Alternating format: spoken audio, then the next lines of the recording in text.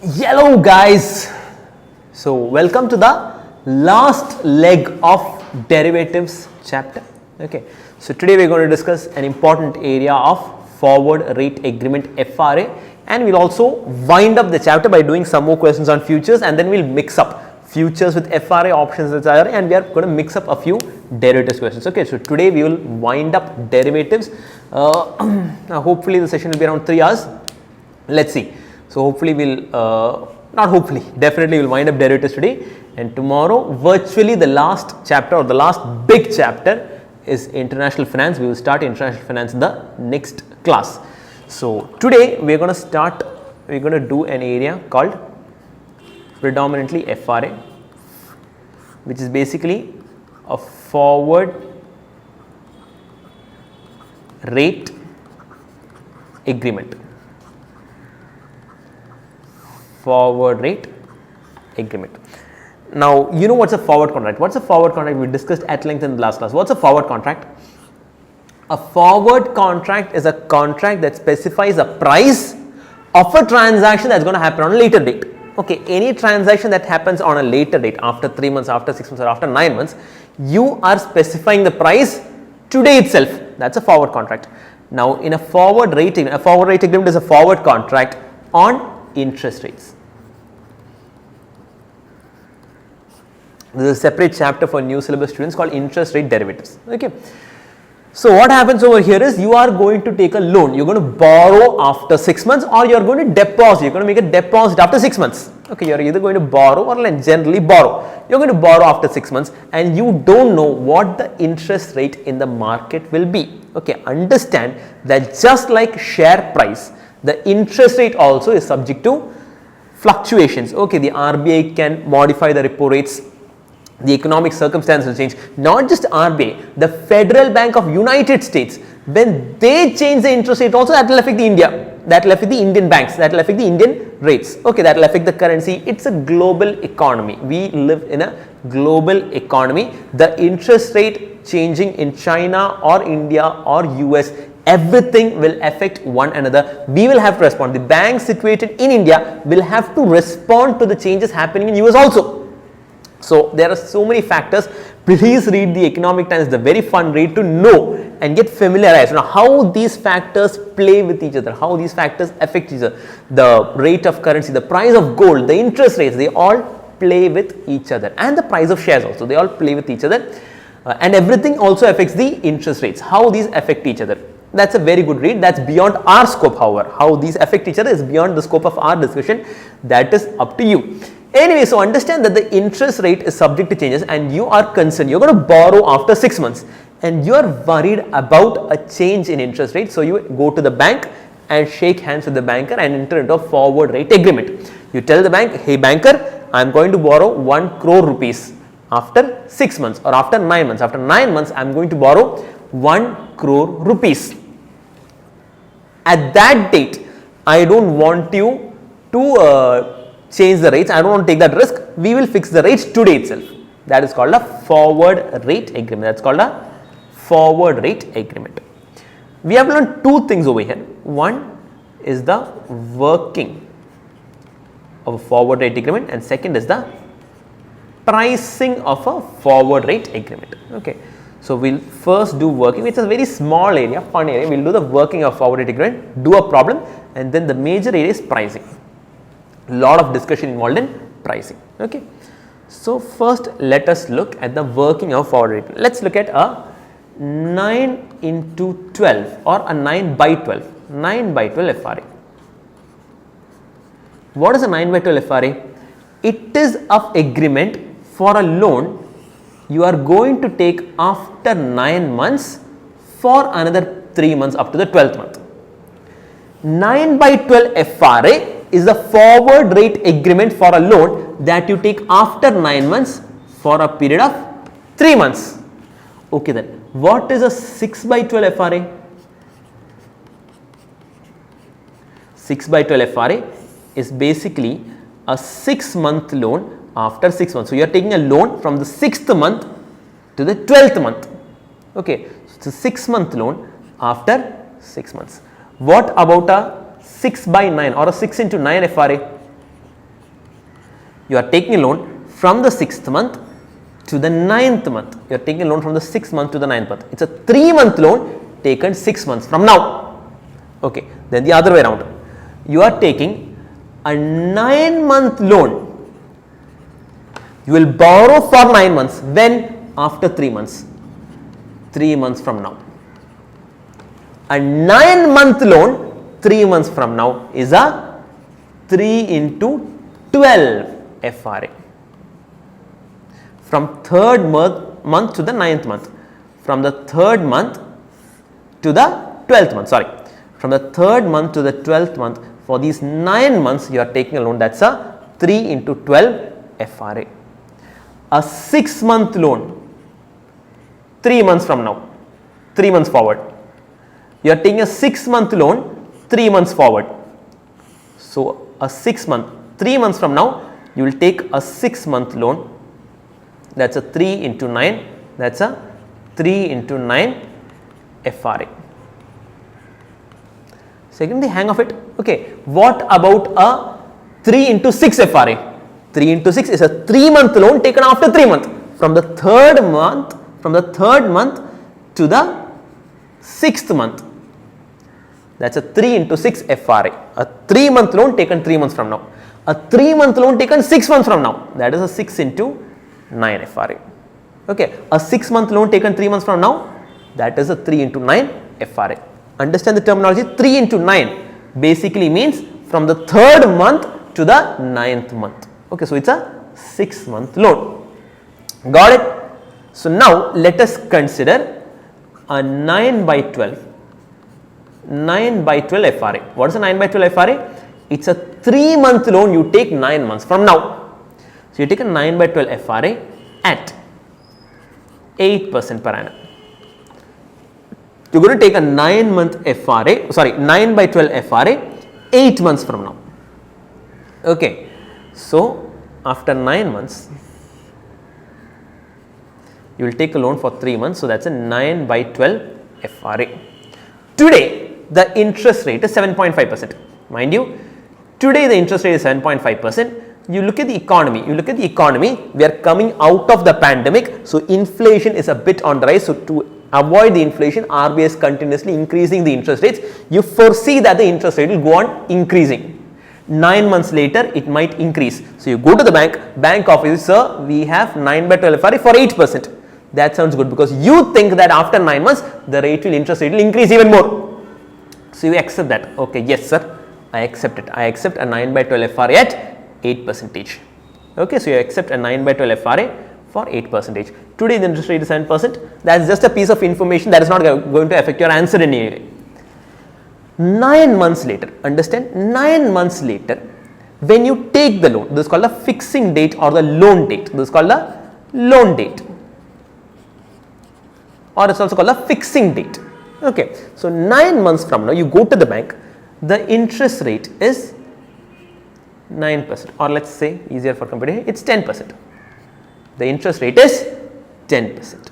Okay, 9 months from now, you go into the bank, you want to take the loan. Okay, what is the interest rate? 10%. How much do you have to pay? You already have an FRA. You already have an FRA for 8%. So you are not worried. You are not worried that the interest rate has gone up. You are chill. Okay, you are cool. You are casual. You go to the bank, borrow. How much? 1 crore rupees. You borrow rupees 1 crore. Okay, after 3 months, that is in the 12th month, you are repaying the principal of 1 crore plus you will pay interest. Pay attention now. Pay attention. 12th month, you have taken a 9 by 12 FRA. 9th month you borrowed. After 3 months you are repaying. In the 12th month, you will repay this 1 crore plus you will pay interest. Interest at what rate? Interest at, pay attention now, you will have to pay interest at 10%. You will have to pay interest at 10%. Okay, that's the working FRA. Pay attention. FRA is a different contract. FRA is a different contract, or in other words, you can say it's a non-deliverable. FRA is also a contract on non-deliverable basis. So FRA will not actually influence the rate, or in other words, just think of it this way. In the bank, there are two separate systems. One system for FRA, another system for interest rate. Okay, so when you take a loan, the system that computes interest rate is computing at 10%. You go to the bank on the 12th month and you pay interest, you pay the interest at 8%, banker says, no, sir, please, you have to pay interest at 10%. What? How dare you demand interest at 10%? Sir, please listen to me. No, I don't want to listen to anything. I'm going to pay only 8%. Sir, please listen to me, sir. Listen to me. Okay. So, these are two different contracts, two different systems. In the banking system, on the date it was 10%. So, when you repay the loan, you have to pay 10%. You have to pay 10%. I'm very sorry to inform. But then what about the FRA? You took commission also for my FRA. Okay, some small charges also you took for my FRA. Where is that money? What is this joke going on? I foresaw that the rate would increase. I took the FRA also. What cheating are you? Sir, don't worry, sir. Don't worry. Relax. Okay. Sir, we have a time machine. We have a time machine in our bank. You please come in. Okay, we'll take the time machine and we'll go back to the 9th month. You don't worry at all. We'll go back to the 9th month. Okay. Sir, what will happen? Come to the 9th month. Come to the 9th month. Okay. Sir, in the 12th month you have to pay 10% only. Please bear with me. Sir, 12th month you have to pay 10% only. Okay. Because on the date that you took, on the loan date or the fixing date, the rate was 10%. So, when we gave you the loan in the system, it was saved as 10%. Okay. Now, if you don't pay 10%, the system will create issues. It will mark you as NP. All those trouble will happen. So, in the 12th month, you please pay 10%. I know you have taken an FRA and I know you are paying 2% more than what you have to. Don't worry, sir. Today itself, loan date, the date on which you are issued loan, today itself, I will give you the 2%, sir. You keep it. You keep the 2%. Okay. Today itself, I am going to give you the extra 2% that you are supposed to give me on the 12th month. Okay. Understand? So, you have a 9/12 FRA. You have a 9/12 FRA. Today the interest rate is 7.5, which is irrelevant information. Okay, 9/12 FRA for 8%. On the 10th month, on the 9th month, the market rate or the bank rate was 10%. Okay, banker is telling you, sir, 12th month, you please repay along with interest of 10%. You pay along with interest of 10%. I know you are paying 2%. How much? You are paying 2% extra. That 2% I will reimburse you today itself. Keep it, sir. Keep it. Oh, thank you so much. Okay, you are getting that 2% today itself. This is called the effect of FRA. So, it's basically a non-deliverable contract. Okay, that's why you are not mixing it with FRA. It's a separate, it's a cash settlement. Okay, effect of FRA or basically the cash settlement.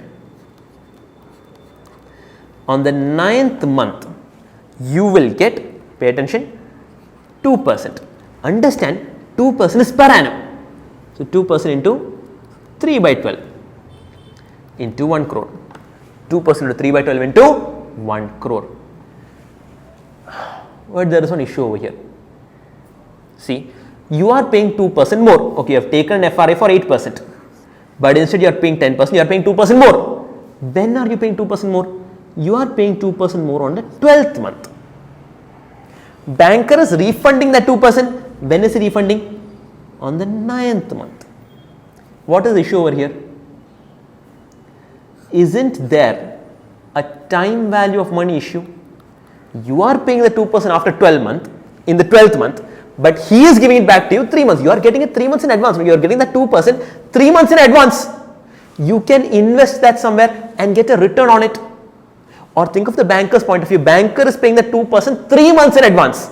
He could have lent it, given that 2% also as loan to somebody else and gained a return on it. Will the banker do that? No. The banker will not give you full 2%. He will give you only present value of 2%. The banker will only give you present value of 2% divided by 1 plus the market rate is 10%. So, at 10%, okay, today the market rate is 10%. Okay. So, the banker, that is the cost of equity, that is the cost of capital to the bank. This is the cost of capital to the bank. On this rate, he will compute the present value 1 plus 0.025. 1 plus 0.025. This is called the effect of FRA. Understood? Understood? Let us do a question and that will give you full clarity. Question number 21. Should you mark this as a day for exam question? let's check it out. I think 23 has to be marked as a day for exam question. 21 also can be marked, but we are doing a bit tougher questions. We are doing electra space. So do one thing, 21 need not be, we will mark 29 as day before. It's almost the same category, but it's tougher. So we'll mark 29 as day before. Okay, 21 is a basic question. It comes in the category of working of FRA. Pay attention. Messrs. Parker and Company is contemplating to borrow an amount of 60 crores. Pay attention. Messrs. Parker and Company is contemplating to borrow an amount of 60 crores for a period of 3 months in the coming 6 months time. What does he want to do? He wants to borrow. How much? 60 crores. When does he want to do? In the coming 6 months time. In the coming 6 months time. What period? For a period of 3 months. So for a period of 3 months, he wants to borrow when? After 6 months. What kind of FRA do you need over here? You need a 6 into 9 FRA. After 6 months, he wants a loan for 3 months. That is up to the 9th month. From the 6th month to the 9th month. This is a 6 into 9 FRA that we need over here. Okay, terminology is important because they will mix up. Sometimes they will tell you 6 into 9 FRA, they will mix up the words. Okay, words are very important. Pay attention. You might think that I say everything is very important. It's not like that. Only the things that are very important I am telling you. That's why for everything I say I am adding the words, it's very important. Okay. Only the important things I am teaching you.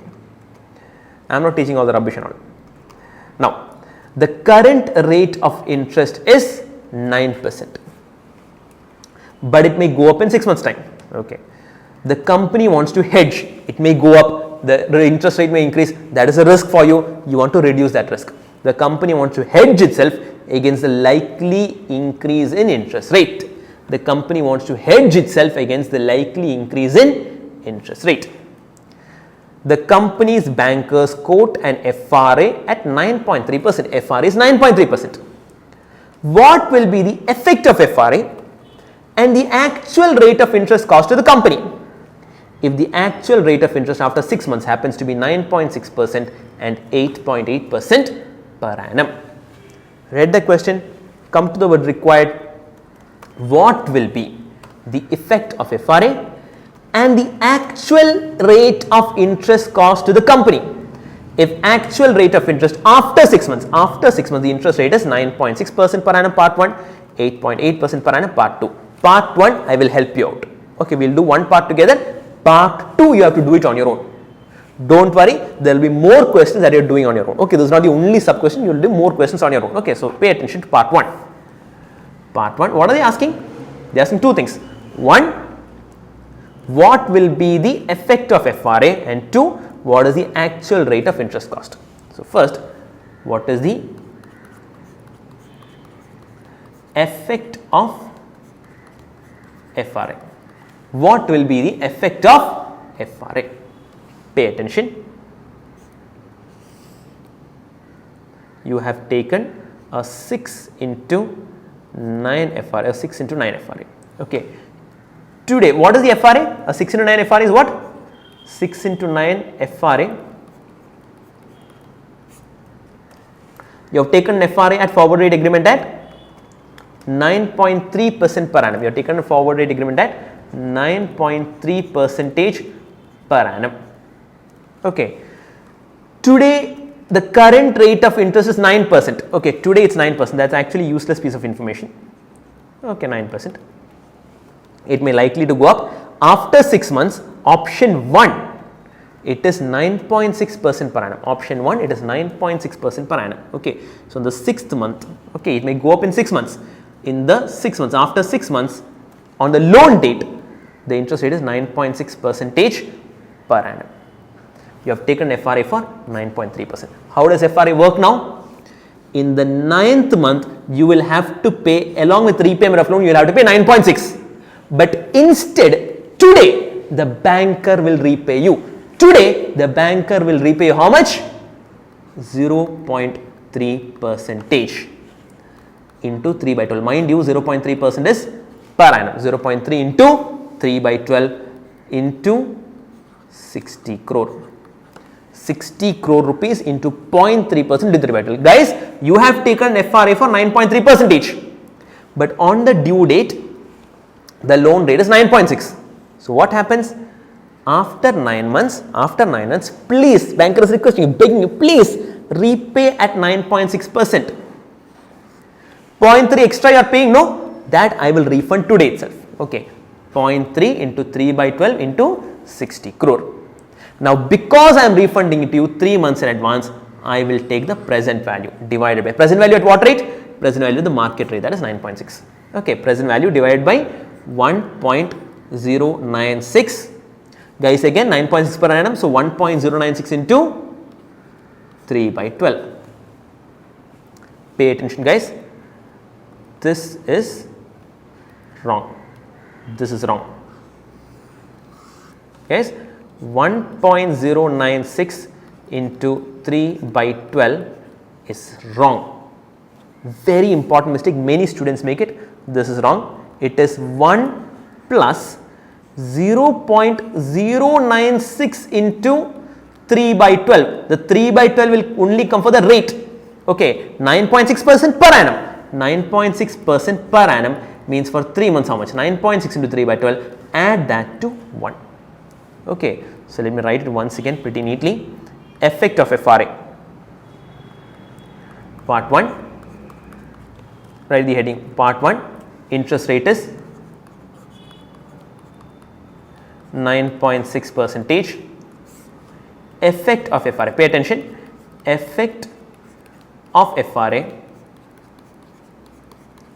is equal to 0.3 percentage. Many students forget the percentage sign. I myself forget the percentage sign many of the times. Okay, 0.3 percentage into 3 by 12 into 60 crore. The whole divided by 1 plus 0.096 into 3 by 12. Okay, 9.6% for 3 by 12. You are taking present value at the market rate. That is the cost of capital to the bank. How much does this come to? Let us check it out.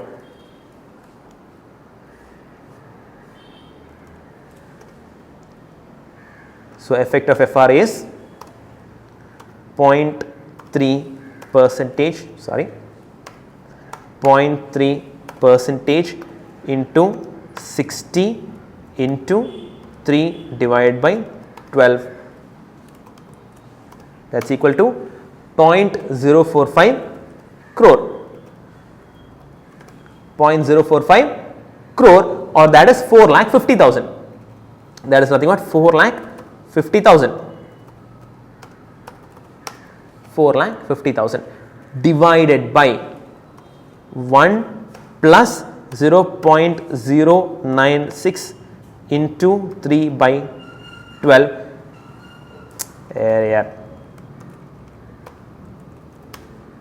1.024, 4,50,000 divided by 1.024, you will get 4,39,453.125 rupees. 4,39,453 rupees. You should not close the answer with 4,39,453. You are right. What happens to this amount? Bank pays. Guys, pay attention. 9.6%. You are paying an extra interest rate. So, bank will have to pay you this amount. When? On the 6th month. Okay. So, this also write the words. You have to write the words. What is the Parker and Company? Parker and Company receives from bank. Receives. Write the word receives from bank. 4,39,450. That is the effect of FRA part 1. They are also asking you what is the actual interest rate. Okay. Computation. Actual, or rather we can write the word, more better word is effective interest rate. Computation of effective interest rate.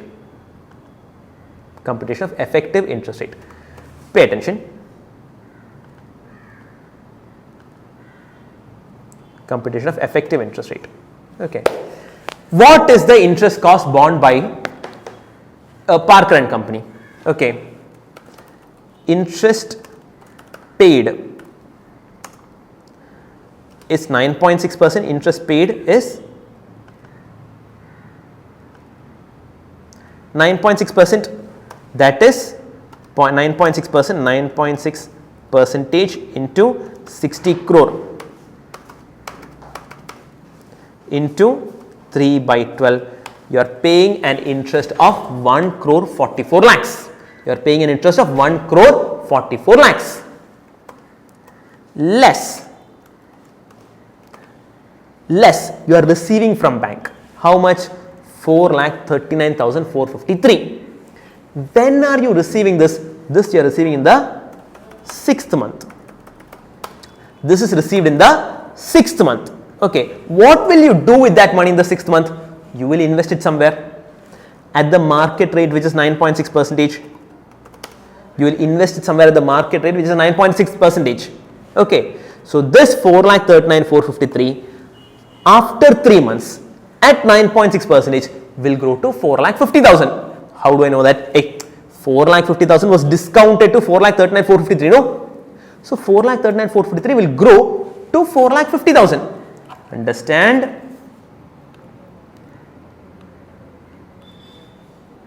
Okay, over here in the 6th month you are getting this much. This amount that you are getting over here will grow. In the 9th month it will become just this much. Okay, so I am taking present value and future value. Please understand, guys, please bear with me. Okay, in the 6th month you got 4,39,453. After 3 months it will grow up to become 4,50,000. Okay, so less FRA receipt from bank. FRA receipt from bank 4,50,000, or you can say 4,39,453 into 1.024. It will come to 4,50,000. Understood? 4,50,000's present value is 4,39,453. Future value is back to 4,50,000. Okay, or you can write future value of FRA. FRA receipt is 6 months after 9 months. Why have we taken the future value? Because this interest payment happens in the 9th month. To this interest payment, you can add only the 9th month value. Are you understanding? You cannot add 4 lakh because this is in the 6th month and this is in the 9th month. You cannot add 6th month cash flow with the 9th month cash flow. Not happen. Okay. 9th month cash flow will only be added with the 9th month cash flow. Understand that concept very clearly. So, you are paying 1 crore 44 lakhs minus you are receiving 4,50,000. Net interest paid is 1 crore 39,50,000. Effective interest rate equals 1 crore 39,50,000 divided by 60 crores into 12 by 3.93, or that is 9.3 percentage.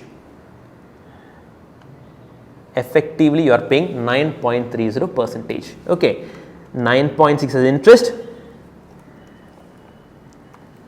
9.6 percentage is the interest, sorry guys, 9.6% interest. You are receiving less 0.3%. Effectively you are paying 9.3%, which is what you are getting over here. It tallies. Understood? Understood?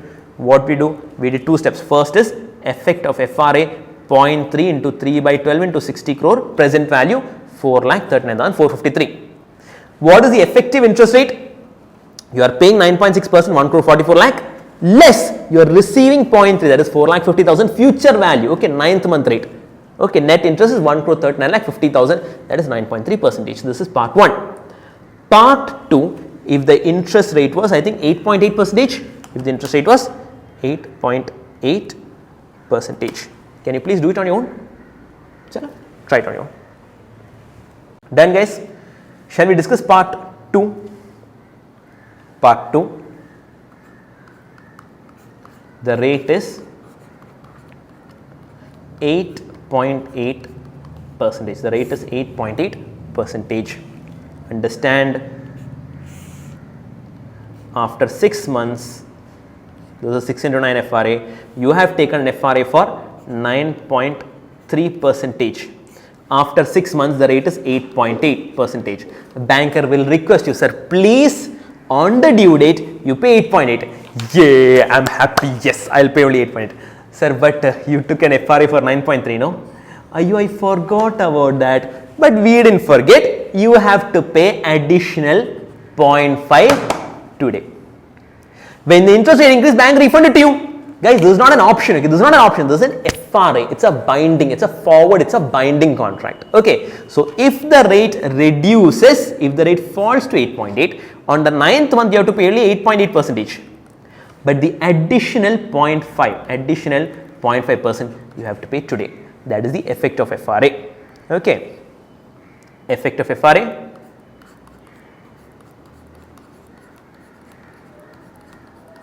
Effect of FRA equals, don't buy hard this, please don't buy hard this, understand each step very logically, it's very simple. Okay, if you understand it logically, it's simple. If you try to buy hard it, you have to revise 3 times a day. Okay, this is like an antibiotic. If you try to buy hard, you have to buy hard 3 times a day, and still on the day of exam you will forget. Please don't buy hard. Okay, so what is the effect of FRA? 0.5, don't forget the percentage symbol, into 3 by 12, don't forget we are talking about 3 months, only 6 to 9, it's only 3 months, into 60 crore. This is the effect of FRA. In the 6th month when you pay, you will pay only the present value divided by 1 plus 0.088 into 3 by 12. Into 3 by 12 comes only for 0.088. Okay, so what is the amount?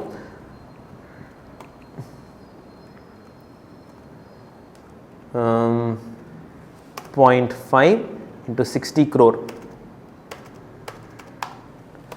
7,50,000 present value of that.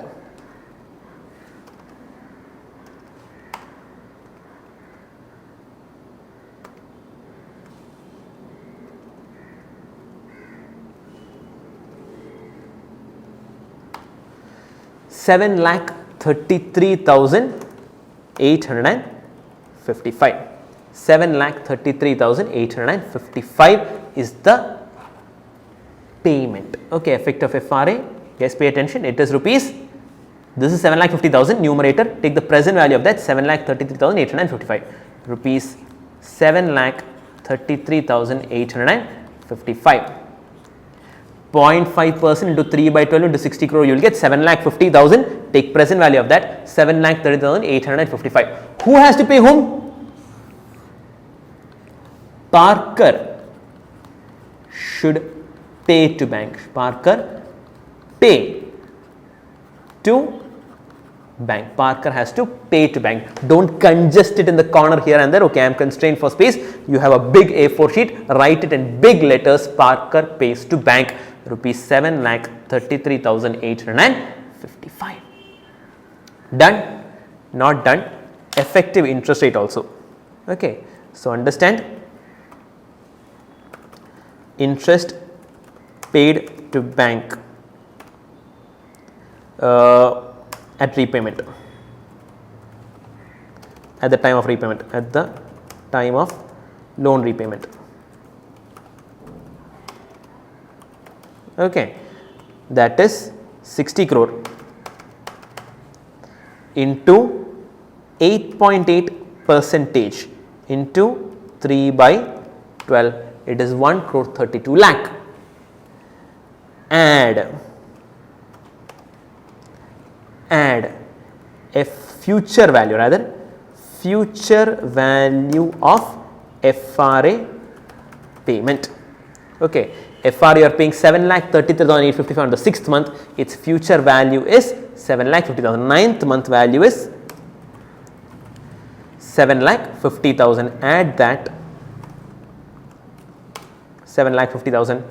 Net interest paid is 1 crore 39,50,000, which was the same as before. Okay, when you take the effective interest rate, effective interest rate is equal to 1 crore 39,50,000 divided by 60 crore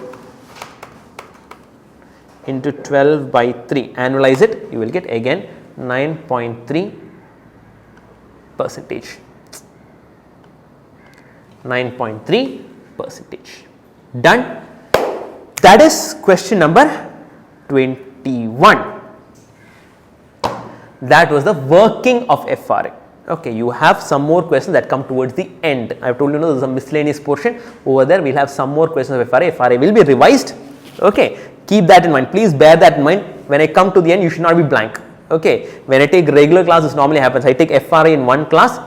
It takes 2 hours. I take FRA, then I go on to the remaining futures and other areas we again discuss, and then when we come back to FRA, students forget. Please don't let that happen. Today itself, at the end of the class, we will discuss FRA. Okay. At this point, how is portfolio going on? Guys, when we come to IFM, you should be thorough with everything. Okay. Portfolio, equity valuation, bond valuation, capital budgeting, mergers and acquisitions, derivatives, especially derivatives, you have to be thorough by the time we discuss IFM. IFM is everything. Okay. So, we are done with the working of FRA. Now, let us discuss the second part, pricing of FRA. See, in the previous question, they gave us that the FRA, bankers quoted an FRA of 9.3% per annum. How did the bank compute 9.3% per annum? How did the bank compute that? That is what we have discussed now. Okay. So, let us consider an example. I will tell you a story. There are 2 schemes. Scheme A and scheme B. There are 2 schemes, scheme A and scheme B. In scheme B, you can invest for 12 months. Scheme B is a 1-year investment. Scheme B is a 1-year investment. The rate is 10%. You can invest at 10% for 1 year. Scheme A is similar. Scheme A is also 1 year, but it is split into 2 periods of 6 months each, 6 months and 6 months. Okay. For a 6 month, guys pay attention, for a 6 month loan or a 6 month deposit, the interest rate is 9%. Mind you, the 6 month rate will always be less than a 1 year rate. Why? Because as the period is smaller, the risk is smaller. Okay, there is a case study by I think IRCTC,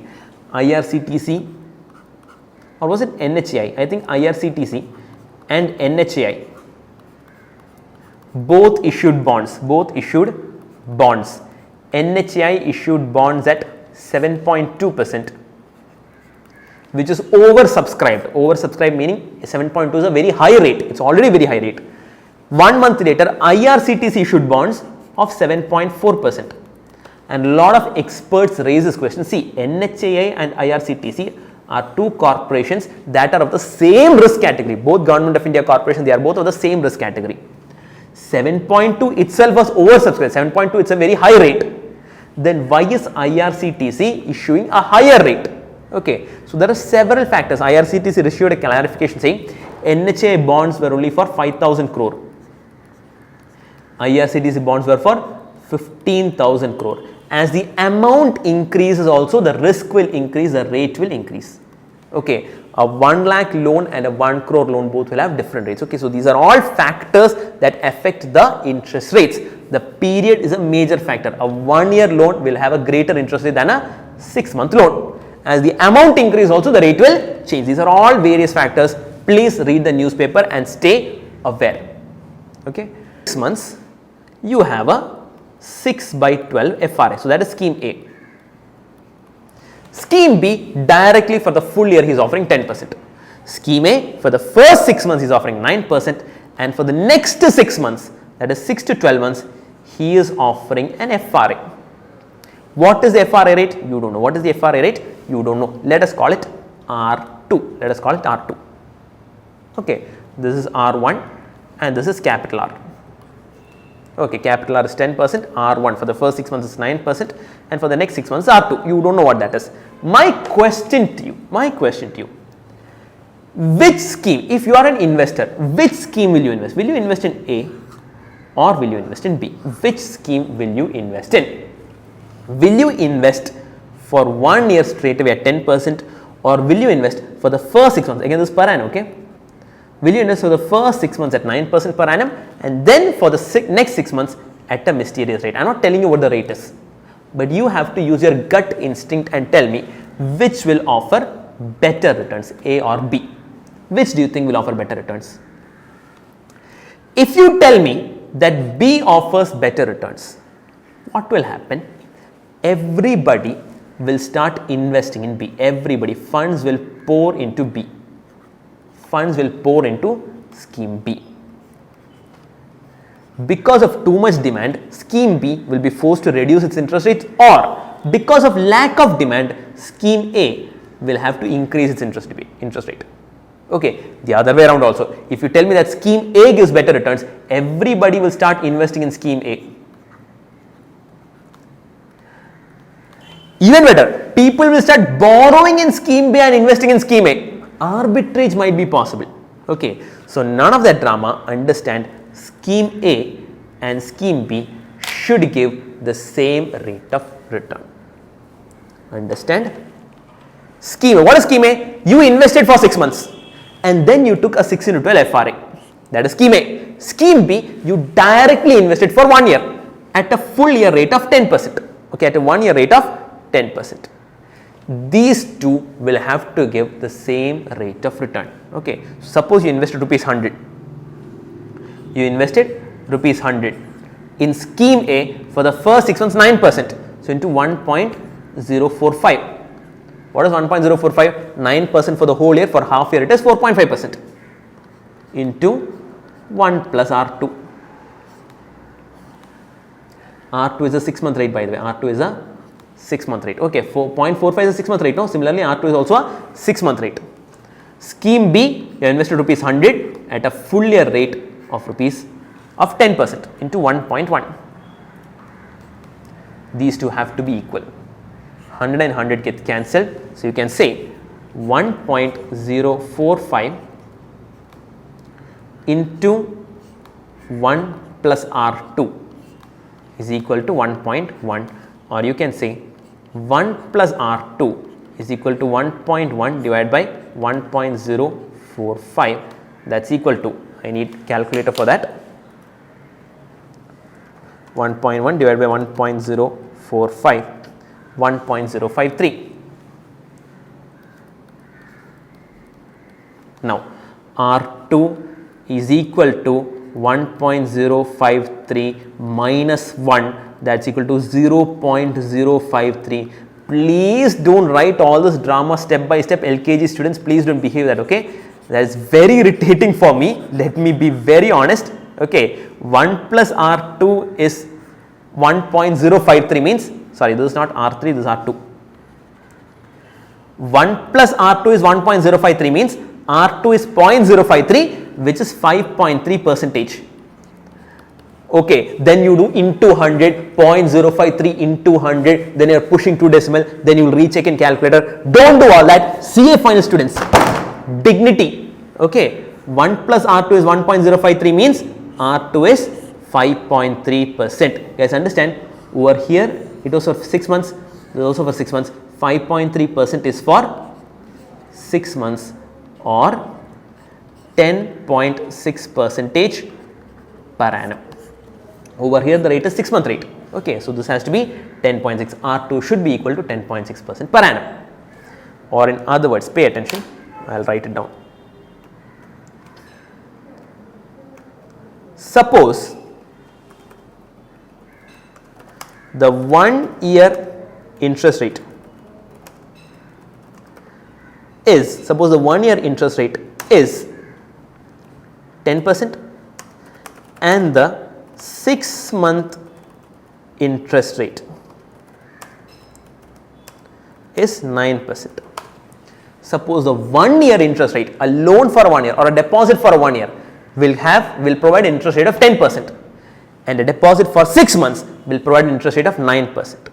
Okay, in that case, understand, pay attention, 1 full year is 10%, first 6 months is 9%. 9% per annum is equal to 4.5% for the 6 month period. For the 6 month period, guys, investing for 1 year together and first investing for 6 months, then investing for the next 6 months should be equal. Okay, so what is the rate over here? Over here, if it is 4.5 for the next 6 months, then for the next 6 months, how much should it be? That is what we calculated over here. 1.045 into 1 plus R2 is equal to 1.1. You invest 100 rupees for 6 months and then for the next 6 months, or you directly invest 100 rupees for 1 full year. Both will give the same answer. Both are the same. Investing for first 6 months and then for investing first for 6 months and then for 6 months is the same as investing for 1 full year straight away. Okay. So, 1.045 into 1 plus R2 is equal to 1.1, or you will get 1 plus R2 is equal to, over here it is 5.3 percentage. Again understand this is a 6 month rate. So, the full year it will be 10.6 percentage per annum. Let us try one more example. And we are going to do this until you are strong. Okay. Suppose, I will delete this.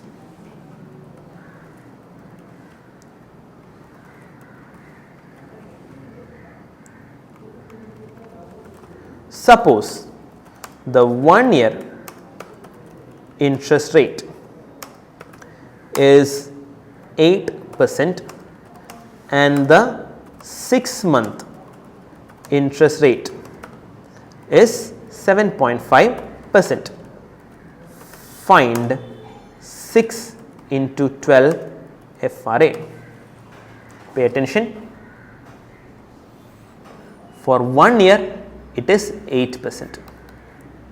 For 6 months it is 7.5%. You need not specify it is 7.5% per annum, or for 6 months you can say it is 7.5 divided by 2. I think that is 3.75% for the first 6 months. What about for the next 6 months? Understand, next 6 months, that is 6th month to 12th month. 6th to 12th month, 6 into 12 rate is what? 6 into 12 rate is what? Understand, investing for the first 6 months 100, some amount 100 or 1 into 1.0375 into investing for the next 6 months 1 plus R2. Understand, when you invest 100 rupees for 6 months, you will get 100 into 1 plus R1. Okay, 3.75% will be added. No, understood? Are you understanding that? Okay, 1.0375 into 1 plus R2 is equal to 100 rupees for 1 year will give you 108 rupees or 1.0. I am moving 100 from both sides, is equal to 1.08, or you can say 1 plus R2 is equal to 1.08 divided by 1.0375. 0.08 divided by 1.0375 is equal to, what is this? 1.4096, or you will get R2 is equal to 4.096 percentage. R2 equals 4.096 percentage. 4.096, or for the whole year it will become, what is 4.096 into 2?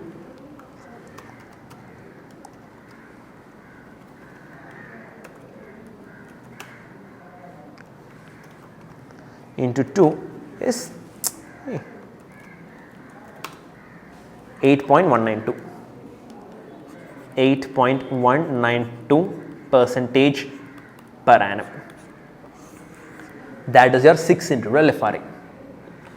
Let us try another example. We will keep doing it until you are super thorough. Okay. Suppose the 1 year, or rather suppose the 6 month interest rate is 12 percentage per annum. Okay. And the 3 month interest rate is 10 percentage per annum. Find, pay attention, find 3 into 6 FRA. Find 3 into 6 FRA. Guys, the 6 month interest rate, What was given in the question? Is 12%. Is 12% for 6 months it becomes 6%. Okay, 12 percentage per annum. Okay, for 6 months it is 6%. For 3 months they are saying it is 10% again per annum. So, for 3 months it is 10% per annum is 2.5%. Understand? You are investing 100 rupees. For the first 3 months you will get an interest of 2.5 rupees. You will get 102.5. 100 into 1.025. 100 into 1.025, that is 102.5. For the next 3 months you will again get R percentage of 102.5. That is nothing but 102.5 into 1 plus R. 102.5 into 1 plus R. This total that you get should be equal to 100. For 6 months you are getting 6%. 100 into 6, 106. Okay, or in other words, ignore this 100 for now. So, we are working everything with decimals. Okay. For the first 3 months it is 2.5%. So, pay attention, 1.025 into 1 plus R2, or you can simply say R is equal to 1.06. You can say R2 is equal to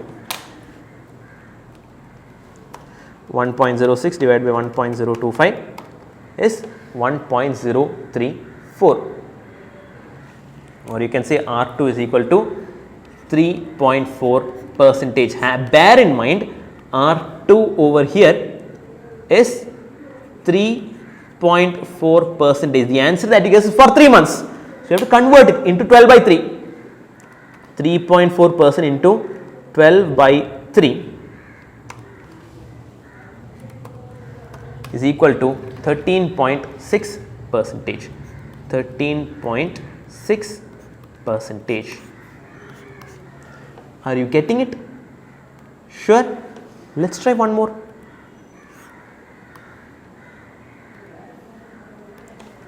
Suppose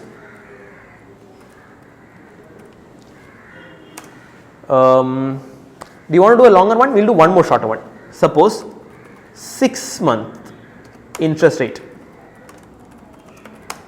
is 7% and 3 month interest rate is 6%. Find 3 into 12 FRA. Find 3 into 12 FRA. Guys, for 6 months, it is 7% per annum, that is equal to 3.5%. For 3 months, they say the rate is 6% per annum, that is 1.5%. For the next 3 months, that is 3 into 6. For the next 3 months, that is 3 into 6. What is going to be the rate? Try it out on your own. Pause, resume, check it out guys. 1.015 for the first 3 months into 1 plus R. First 3 months, next 3 months should be equal to 6 months, 1.035, or you can say R is equal to 1.035 divided by 1.015, you will get 1.02. Hopefully there is no decimal.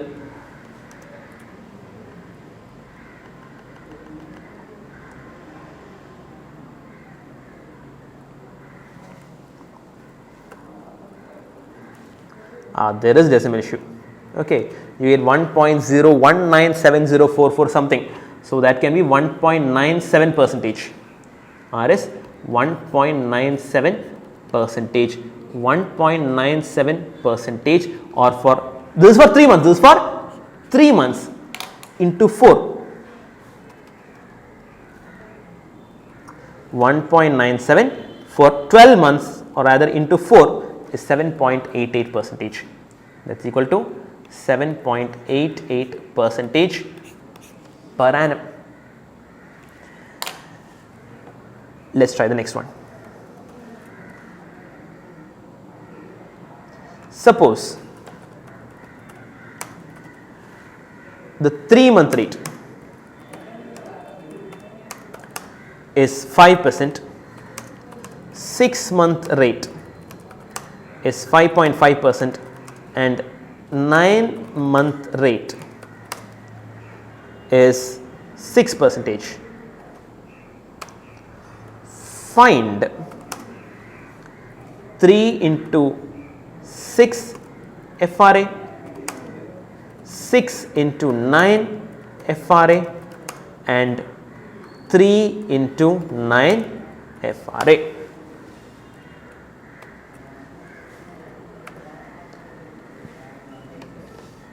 Pay attention, I am upping the ante now, I am upping the ante now.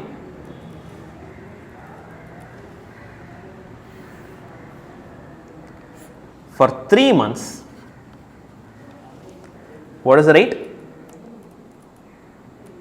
3 months is 5% per annum, 5% per annum, or you can say it is 1.25 percentage. For 6 months, it is 5.5% per annum, or that is 2.75 percentage. You can work it out, 5 into 6 by 12, you will get 2.75. And for 9 months, you get 6 percentage, 6 into 9 by 12, I think that is 4.5 percentage. This is all for the respective period, okay, 2.25% for 3 months, 5% per annum is 1.25% for 3 months, 2.75% for 6 months and 4.5% for 9 months. Okay, this 2.75, understand 2.75, this is for 6-month period. First, let us find out what is the 3 into 6 FRA. For the first 3 months, it is 1.0125 into 1 plus, let us call this one R1 into 1 plus R1. First 3 months into the next 3 months is equal to 6 months 1.0275, or you will get 1.0275 divided by 1.0125, you will get 1.481 percentage. R1 is equal to 1.481 percentage, that is equal to, this is for 3 months period, okay, this is for just this 3 months period. So, on per annum basis it becomes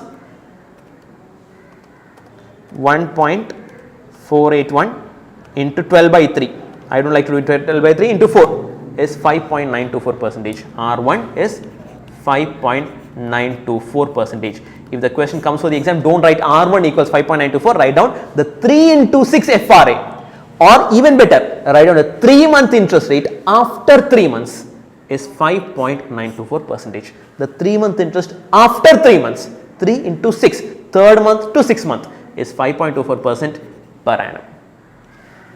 Now, next, the 6-month interest rate is 5.5%, okay, or over here we have found out it is 1.275, it is 2.75%, 6 months, and for 9 months it is 4.5. What is for this period? Okay, 1.0275 into 1 plus R2. Please mention that R2. What is R2? R2 is 6 into 9. 6-month interest plus 3-month interest, plus means understand, okay, add, is equal to 9-month interest 1.045, or you will get R2 is equal to 1.045 divided by 1.0275, 1.70 percentage. R2 is equal to 1.70 percentage, or that is equal to, how do you get 1.70 guys? 1.0173 minus 1, you will get point, into 100 You will get 1.703. I have rounded off to 1.70. Now annualize it into 12 by 3. 6.812 or 6.81 or 6.8 percentage, or you can just say 6.8 percentage or 6.81. Rounding doesn't matter. 6.8 percentage. What is this? This is the 6 into 9 FRA. Understand? First 6 months, next 3 months gives 9 months. 1.7 percentage, or you will get, when you solve the equation, you will get 1 plus R. 1 plus R2 you will get is equal to 1.0173, or you will get R2 is equal to 1.703. You remove a few decimal places, whatever it happens, you remove a few decimal places, you get 1.7 percentage or 6.375 per annum. Understand? We can work it around anyway, guys. Next one, 3 into 6 FRA. You got a 3 into 6 FRA, you got the 6 into 9 FRA, you got first the 3 into 6 FRA, next you got the 6 into 9 FRA, now the 3 into 9 FRA. How do you do it? For the first 3 months, 1.0125. So the first 3 months. For the next 6 months, 1 plus R3 should give you for 9 months 1.045. You will get R3 is equal to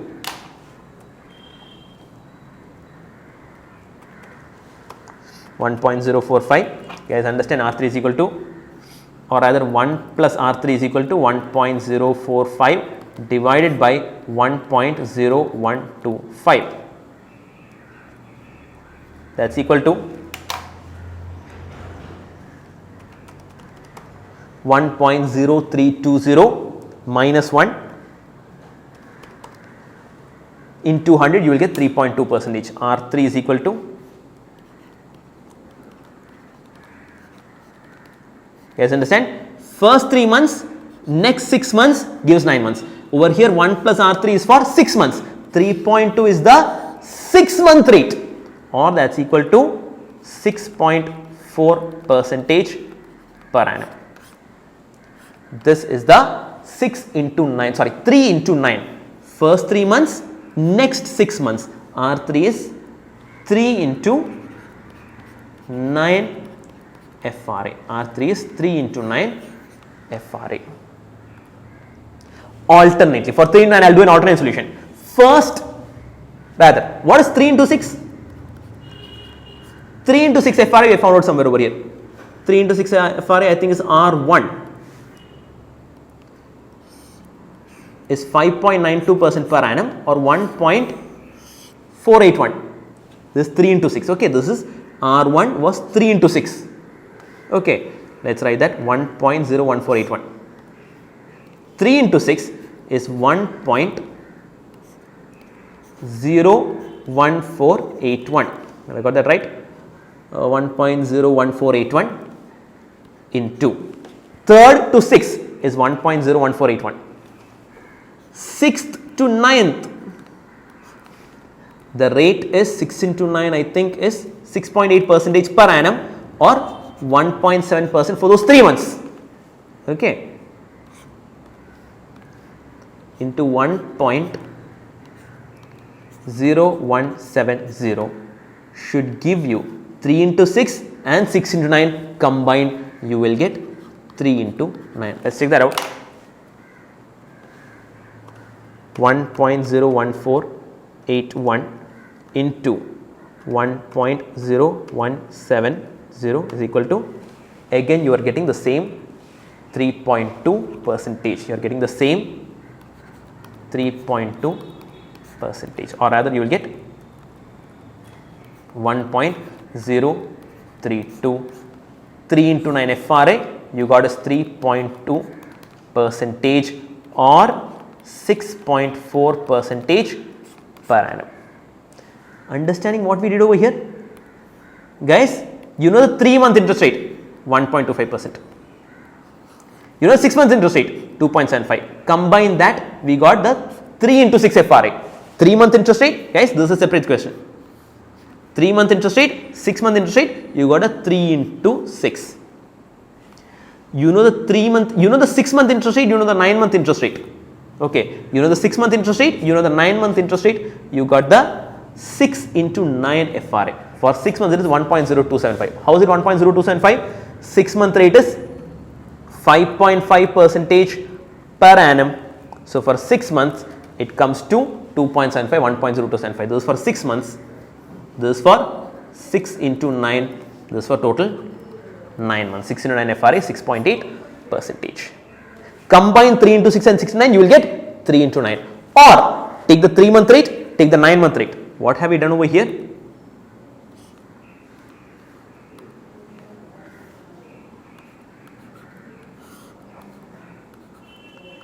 Three-month rate is 1.25 percentage, and for entire 9 month the rate is 4.5 percentage. In that case, what is the rate over here?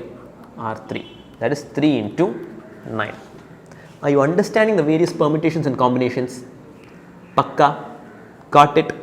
Sure. Let's check out the next one then. One more question.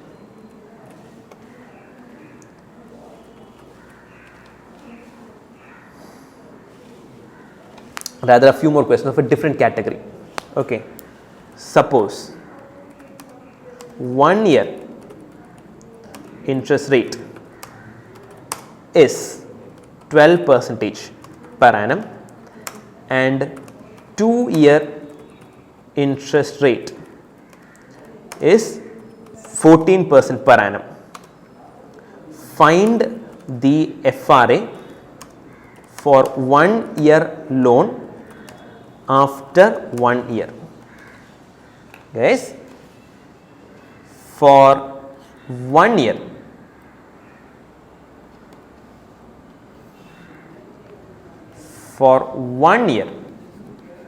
the interest rate is 12%, and for 2 years the interest rate is 14%.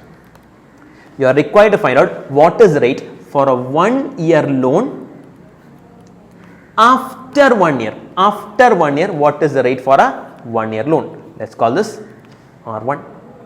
Okay, guys, understand? You invest for 1 year, you get 1.12. Invest for the next year, you get 1 plus R, capital R, 1 plus R1. That is equal to, you invest for 1 year, you invest for the second year, or you invest for 2 years directly, 1.14 squared. Understand, when we go beyond 1 year, you have to compound. Okay, assume all rates are compounded annually. When you go beyond 1 year, you have to square it. 1.12 into 1 plus R equals 1.14 squared, or 1 plus R1 is equal to 1.14 into 1.14 divided by 1.12, 1.16, or you will get R1 is equal to 1.16 and R1 is equal to 16 percentage. How is that?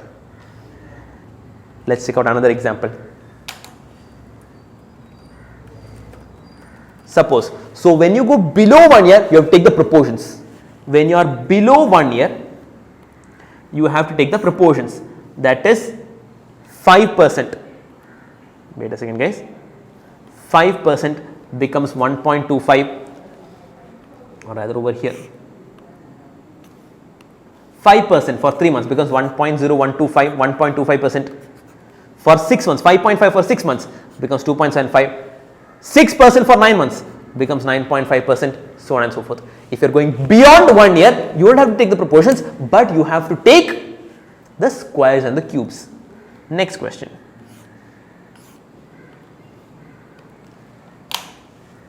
Suppose 1 year rate is 10%, 2 year rate is 11%, and 3 year rate is 12%.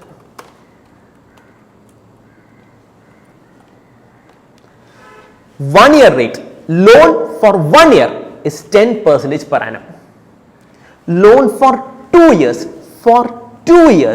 is 11% per annum. For 3 years, 12% per annum. Find out the 1 year interest rate after 1 year. Find the 1 year interest rate after 2 years. Find the 2 year interest rate after 1 year. Wow, wow, wow, wow, wow. Are you getting it, guys? For 1 year, the interest rate was 10%. For 1 year, the interest, for 2 years, that is 1 and 2 combined, for 2 years, the interest rate is 11% per annum. 11% the first year, 11% the second year.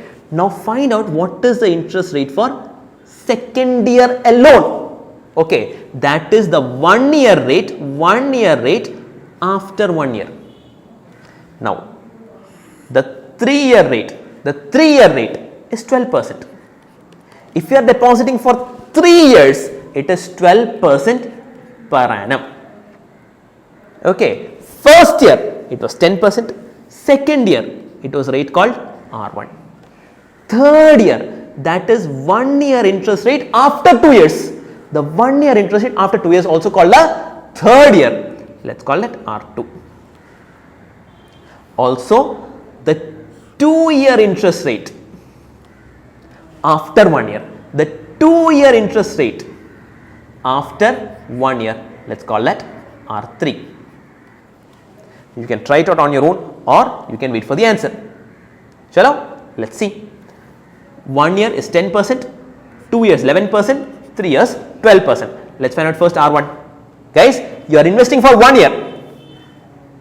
1.1, 100 rupees for 1 year, you will get 10%, 110 rupees. 1 rupee for 1 year, you will get 1.1 rupees. Okay. For the second year, you will get 1 plus R1. You invest for the first year, you invest for the second year.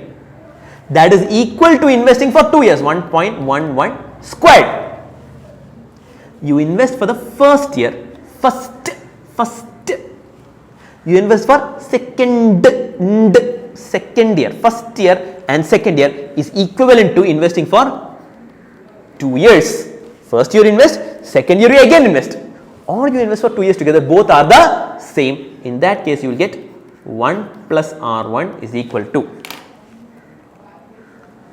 1.11 into 1.11 divided by 1.1, 12.009%, or you will get 12.0009. This is the second year, R1 is 12%. Now, you invest for 2 years, 1.11 squared. 2 years means you have to consider square, remember that, 1.11 squared. Then you again invest for the third year, 1 plus R2 or R2. This is equal to investing for 3 years, that is 1.12 raised to 3. You invest for 2 years and then invest for the third year. Invest for 2 years and then again invest for the third year is equal to investing for 3 years. Okay. Or you can say invest for the first year, 1.1 into this for the first year, then invest for the second year, 1.12009. We decided this is the second year, we decided that these two are the same. Investing in the first year and the second year is equal to investing for the 2 years into 1 plus R2. These both, 1 plus R2 is equal to 1.12 raised to 3. These both methods will give you the same answer. Are you following me? Investing for 2 years is equal to investing for first year and second year. Okay. So, this I am ignoring. The second method I am ignoring. Okay. Now, 1 plus R2 is equal to 1.12 raised to 3 divided by, and this is 1.12 raised to 3 divided by 1.12 raised to 2, you will get 1.1402, or R2 is equal to 14.027 percentage. What is R2? Investing for the third year, or rather investing for 1 year after 2 years. Get it? Or in month wise terms, it's a 2 into 3 FRA. Okay, but 2 into 3 refers to month, so let us call it the third year. Now, investing for second year, or we can do it this way. First year is 1.1. First year or 1 year, first year and 1 year are the same, into 1 plus R3 squared. First year, second and third year, or rather 2 plus 3, or rather 2 years after 1 year. This one, I am talking about this one. Invest for 1 year, that is 10%. Then you invest for another 2 years, you get the 3 year. You invest for 1 year, 1.1. Then you invest for 2 years, 1 plus R raised to 1 plus R3 whole squared is equal to 1.12 whole cube. Okay, 1 plus R3 squared is equal to 1.12 raised to 3 divided by 1.1, 1.277 square root of that.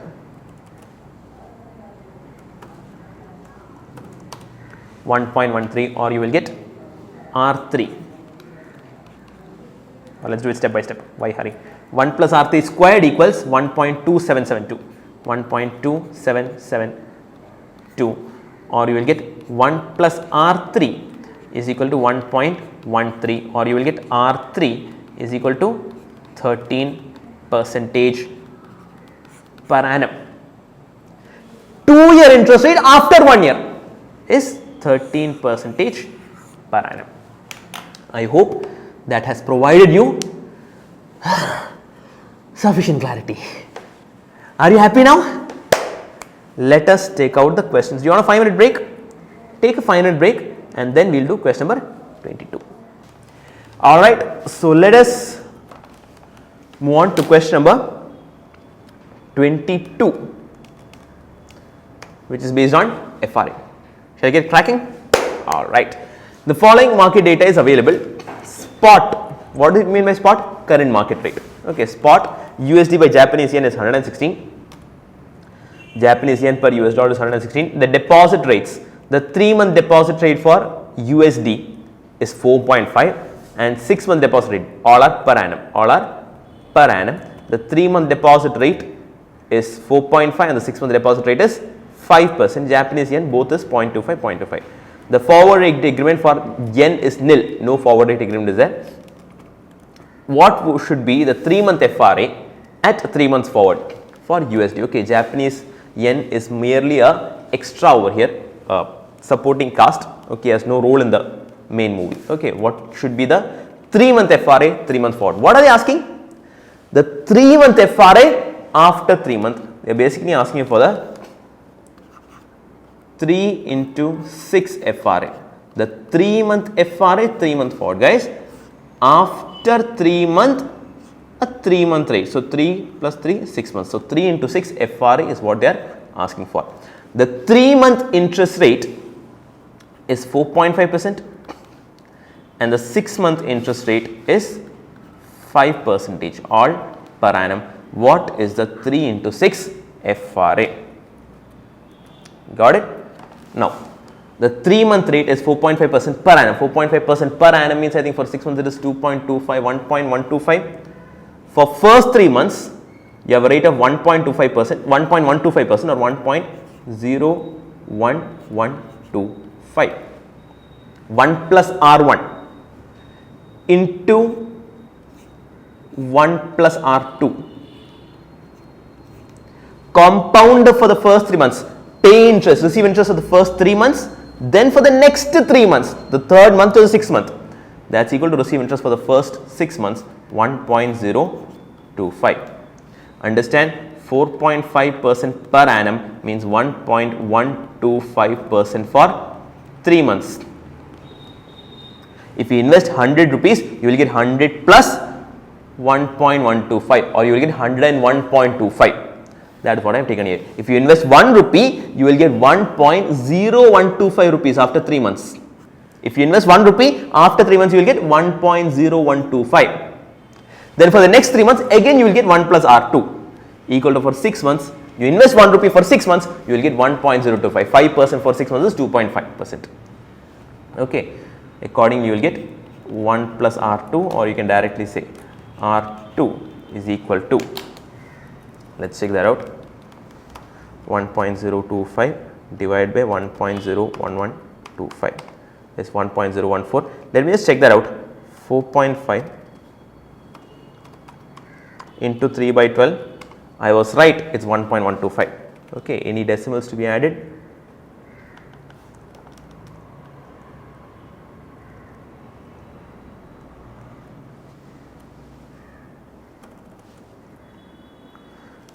So, it is basically 13597. So, you will get 1.359, or we can get 1.36.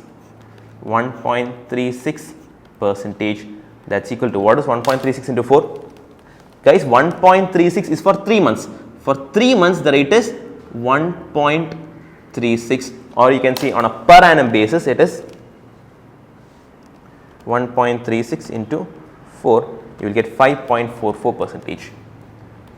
5.44 percentage per annum.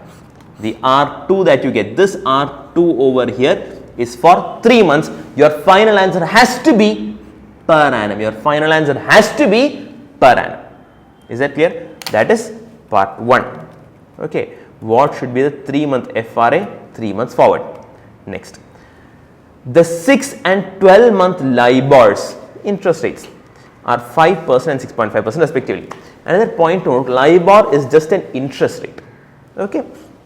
You can borrow and lend at that interest rate. Okay, at that rate for 6 months. If you are borrowing or lending, the LIBOR is 5%. For 12 months, if you are borrowing or lending, the rate is 6.5%. Okay, so 6 and 12 months LIBOR. 6 months means if you are borrowing or lending for 6 months, the rate is 5%. If you are borrowing or lending for 12 months, it is 6.5%, both per annum. A bank is quoting 6 by 12 USD FRA for dollars. A bank is quoting 6 by 12. What is 6 by 12? From the 6th month to the 12th month, or a 6-month loan after 6th month, or 6th month to 12th month, FRA at 6.5 to 6.75 percentage. Now, what is this? This is our bank codes. Okay, we will discuss this again at length in IFM. What is 6.5 to 6.75? Okay, when you go to a bank, instead of LIBOR, when you actually go to a bank and ask them, Mr. Bank, what is your interest rate? Bank will say, sir, our interest rate is 6.5 to 6.75. What is 6.5 to 6.75? Sir, if you want a loan, we will charge interest of 6.75. But if you are making a deposit, we will give you interest only of 6.5. Okay, so 6.5 is a deposit rate and 6.75 is a borrowing rate. That 0.5 is basically the profit for the bank. Okay, so bank will accept deposits and pay interest at 6.5, and bank will give loan and receive interest at 6.75. Okay, the same concept of bid and ask. This is called bid and ask. This discussed at detailed length in the next class in IFM. Okay, 6.5 and 6.75. Is any arbitrage opportunity available? What is arbitrage? What is arbitrage? You are basically exploiting a mistake in the market. You are exploiting a mistake in the market to make a risk-free profit. Okay. So, basically the mistake in the market will be related to the concept we have learned. Here we have learned FRA. Let us check if this FRA that the bank has quoted is correct. Let us check if the FRA is correct. Okay. So, bank has quoted a 6 by 12 FRA of 6.5 to 6.75%. Let us check if that is correct by finding out 6 by 12 FRA.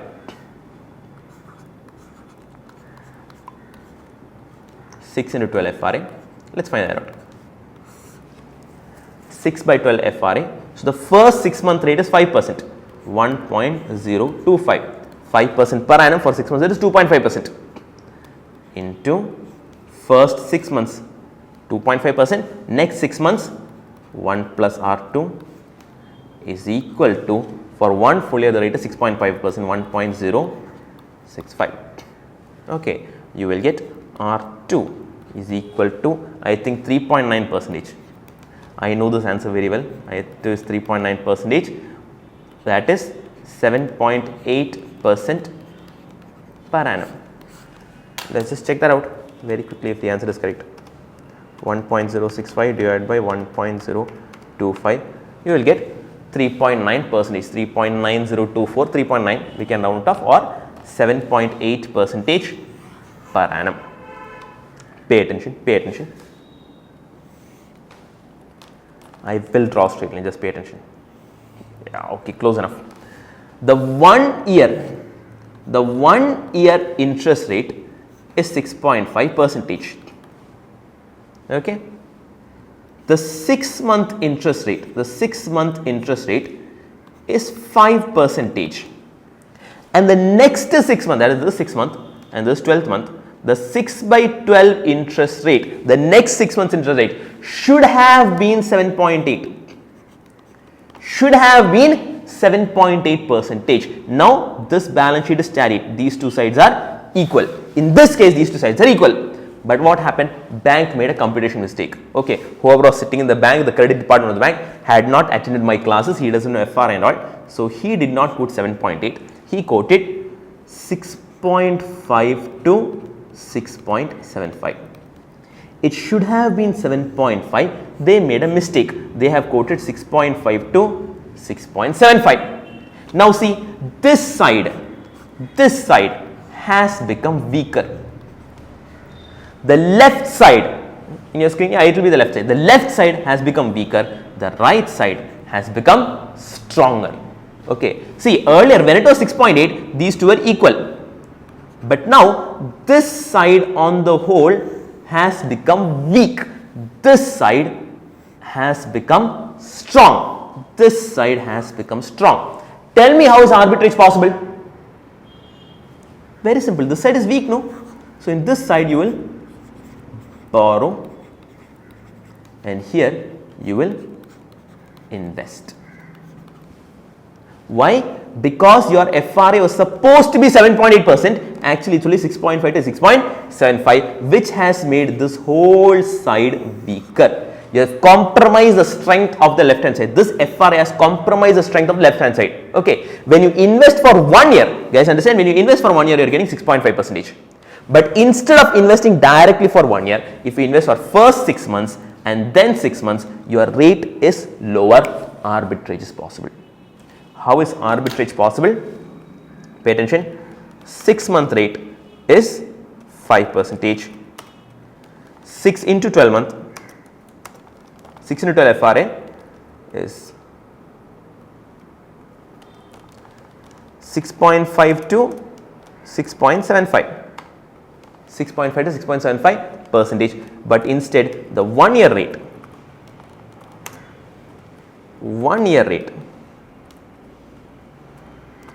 is 6.5%.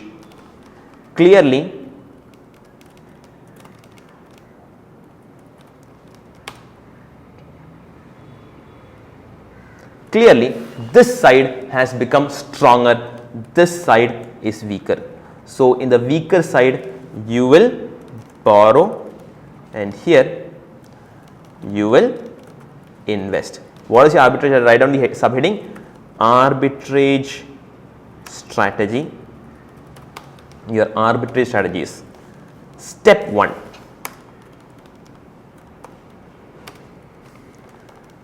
borrow, I think it's in dollars, borrow dollars. Don't borrow $10. I think the whole question is in dollars, no? The whole question is done in dollars, USD. It's in USD. So we'll do in dollars. Don't borrow $1, $10, $100 because the final answer is pretty small. Okay, so let's draw a big amount. $1 lakh. $1 lakh. for 6 months and take 6 by 12. You can take 6 into 12 or 6 by 12, both are the same. 6 by 12 FRA at 6 point. See guys, what is 6.5 to 6.75? If you are investing, this side you are borrowing, no? So the rate is 6.75 percentage. If you are investing it is 6.5, if you are borrowing it is 6.75. So take 6 by 12 FRA at 6.75 percentage. Borrow for 6 months at 5 percentage and take FRA. So you have effectively made a borrowing for 1 full year. Instead of directly taking the 1 year rate, you are splitting it in 2 parts. Borrow 6 months at 5% and the next 6 months at 6.75 percentage. Step 2, what do you do? Invest dollars 1 lakh for 1 year at 6.5 percentage. For 1 year, see, you have borrowed for 6 months and the next 6 months, and that money is invested over here for 1 full year at 6.5 percentage.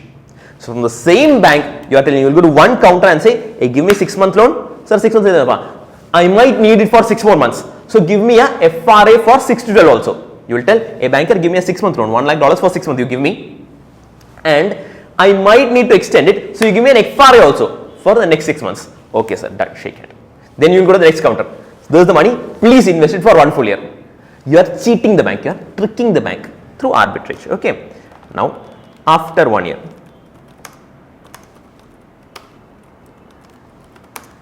step 3,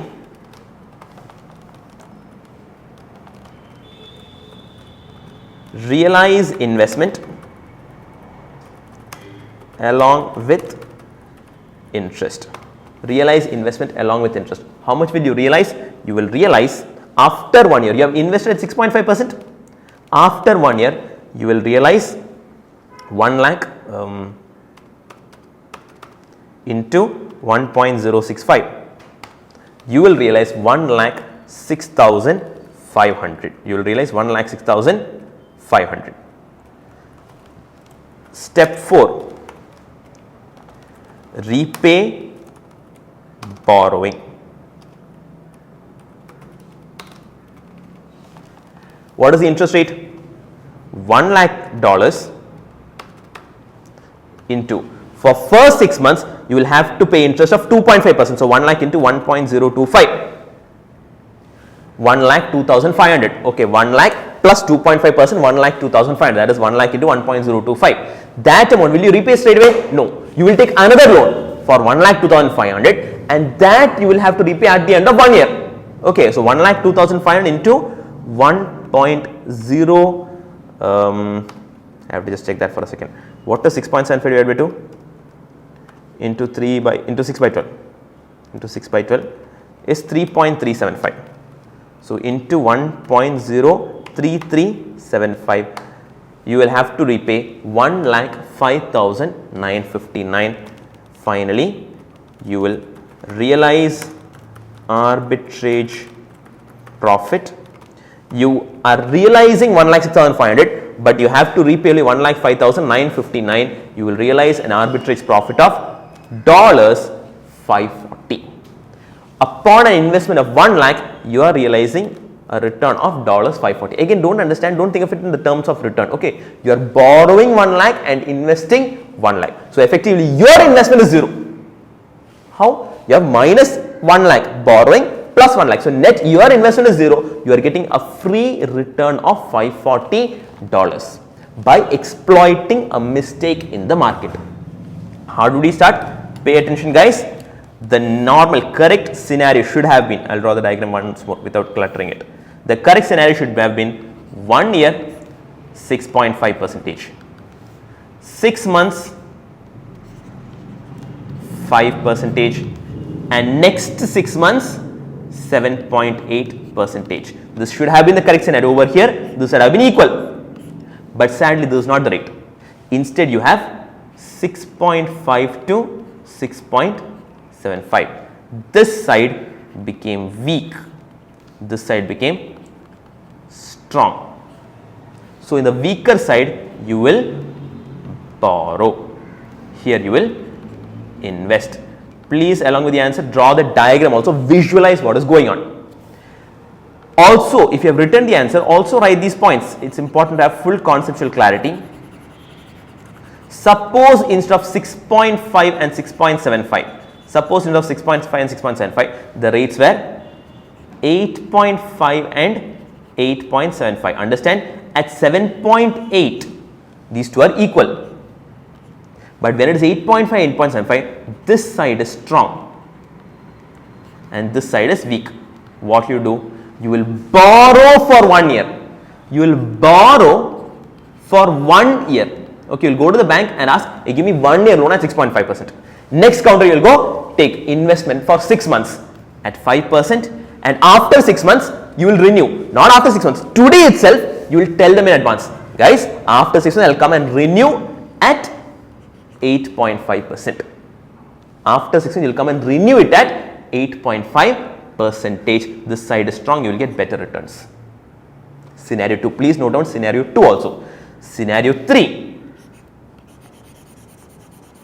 pay attention, scenario 3. And this is the normal scenario in the bank. This is how the bank will trick you back. Okay, see at 7.8 we discussed these two sides are equal. Normally what the bank will do, bank will quote an FRA of 7.5 to 8%. Bank will quote an FRA of 7.5 to 8%. Now which side is strong? If you decide to invest over here, you will have to take a rate of 7.5%, which means this side is weak. If you decide to borrow at 8%, this side is strong. So whatever you do, you will suffer from a loss. So in this case, if the bank quoted a rate of 7.5 to 8%, if the bank had actually quoted a rate of 7.5 to 8%, the correct rate is 7.8, bank is coming within that area only, you would write arbitrage not possible.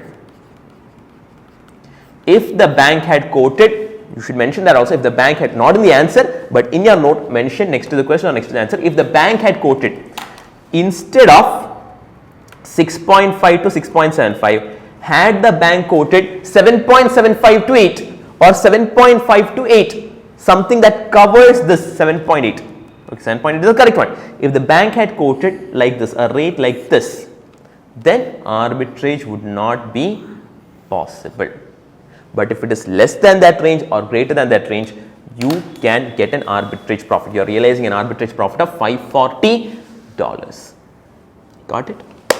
That is question number 22. Question number 22 and 23, mark it as day before exam. Both question number 22 and 23 you can mark as day before exam. Those are good questions. Okay, that's done with question number 22. Shall we move on to question number 23? Chalo, question number 23. From the following data for government securities, calculate the forward rates. You have 3 securities having face value, all 3 have face value of 1 lakh. The interest rate for first one, which has a maturity of 1 year. For a maturity of 1 year, you have interest rate of 0 and the current price is 91,500. For the second one, which has a maturity of 2 years, the interest rate is 10% and current price is 98,500. For the third one, which is a face value of 1 lakh, you have an interest rate of 10.5%, coupon rate of 10.5%, maturity of 3 years and current price is 99,000. That's the data given. What are you required to do? From the following data of government securities, what are you required? Calculate the forward rates. Do you want to play around for 5 minutes? Just check it out for 5 minutes. Just check it. Just read the question and see how you can connect the question to the answer. If you have any ideas, please work it out for 5 minutes. Let me know if you have any ideas. Okay, guys, I'm promising you that it is when students sit and think like this that new ideas come. I promise you guys, I have learned at least 30%, rather 40% of my knowledge and the shortcuts I have are from students. When I give this time, okay, there is a reason why I give this time, especially in physical class. When I give this time of 10 minutes, students work it out. Some students go horribly wrong, some students get it right exactly as in textbook, some students innovate and come up with an entirely different answer. That different answer could be correct, could be wrong, it could be same as the textbook. The final answer could be exactly the same, final answer could be entirely different but correct. The final answer will be different from the textbook but correct. Okay, so if you have any such innovation, innovate guys. We do not innovate much. Chartered accountants don't. Chartered accountants have to innovate more. We have to innovate more. Okay, so sit, see what you can do. How can you compute forward rates with this questions? Okay. I know you are all stressed about the exam. Okay, leave that. Leave that. Exam will come, you will clear all as well. When you are sitting in class, even I am stressed out. Even I am stressed out about completing the portions in class. I have to upload the class on time. I am stressed out right now. But when I come to the subject, and as students, when you come to the subject, your only focus should be to learn as much as possible. Okay, our coverage is strictly exam oriented. So within that exam oriented coverage, we have to cover maximum. We have to go as deep as possible, as high as possible. Within our coverage, I am not going to cover all those unimportant Black-Scholes model, bond convexity, viscosity. I am not going to cover all those areas. Okay, we are only covering what is relevant for the exam. But within that coverage, we have to explore as much as possible. Within that area, we are going very conceptual. We are also innovating shortcuts and new ideas. Everything will explore. Okay, so please take 5 minutes time and see what you can do. So pause, and if you are done, we will resume. Okay, so in this question, the problem is that based on the data given, you cannot think how forward rates. In this data, you are given something related to bonds. You know bond valuation. You know bond valuation, and you know that with this data, nowhere is forward rate coming. Okay, in this data, nowhere is forward rate coming. Okay, so let us ignore forward rates for the moment. Okay, so this is one of the case where I am ignoring what is required. Let us ignore what is required and let us work with the data that is given. Let us work with the data that is given. What is the data given? You have the price. You have the price of the bond. Let us see if something can be worked out with that. Pay attention guys. Let us consider first step 1, 1 year bond. You have a 1 year bond. Okay, price. What is the price? You have interest? No interest. So redemption value 1 lakh. Price is basically present value of interest and redemption. What is the interest of 1 year bond? 1 year bond is not paying any interest. It's a treasury bond. Okay, not paying any interest. It only has a price of 91,500, and after 1 year it will give a maturity redemption of 1 lakh. Okay, so what is the price? It's nothing but 1 lakh divided by 1 plus R1. That's equal to 91,500. This is how you approach. So now you know. See, the price is given. You should know bond valuation, by the way. Guys, SFM is a mixed kijadi. Everything will come here and there. Inside bond valuation, you have capital budgeting. Inside capital budgeting, there will be mergers and acquisitions. Everything will spin around and come together. Okay, you cannot sit with one chapter. Okay, so within bond derivatives, you have bond valuation. Price of a bond. If you don't know this formula, then nothing we can do. Okay, price of a bond is equal to 91,500. How is that? That's the present value of 1 lakh. So from here, you will get the 1 year interest rate. Okay, what is this rate? What is R1? R1 is the YTM. What is YTM? YTM is a required rate or the actual rate or the market rate, or that is a 1 year market rate. Okay, what are forward rates? Forward rates are basically the market rates. Okay, that is nothing but the YTM. See how everything is connected? Forward rate is a rate quoted by the bank. Okay, that is nothing but LIBOR. That is nothing but the market rate. Okay, bank will quote the market rate. Over here also, check it out. Bank is quoting after 6 months. 9.6%. Where was that question? Here. After 6 months, the interest rate is 9.6%. Okay, everything is market rate only. Okay, here also, what you are getting is market rate. You will get R1. What is R1? Let's check it out. 1 lakh divided by 91,500. You will get 1.093. Do we dare give more decimals? Let's give more decimals. See how many decimals comes.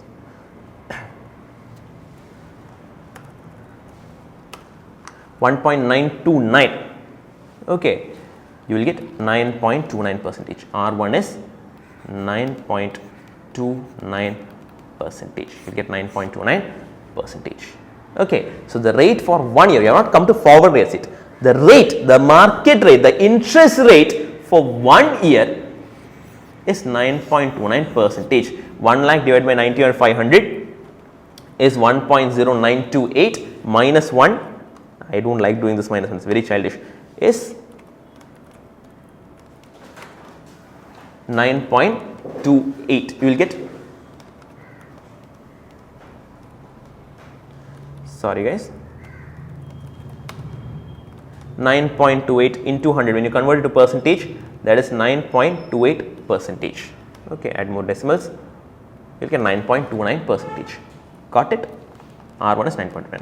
Now, let us consider a 2-year bond.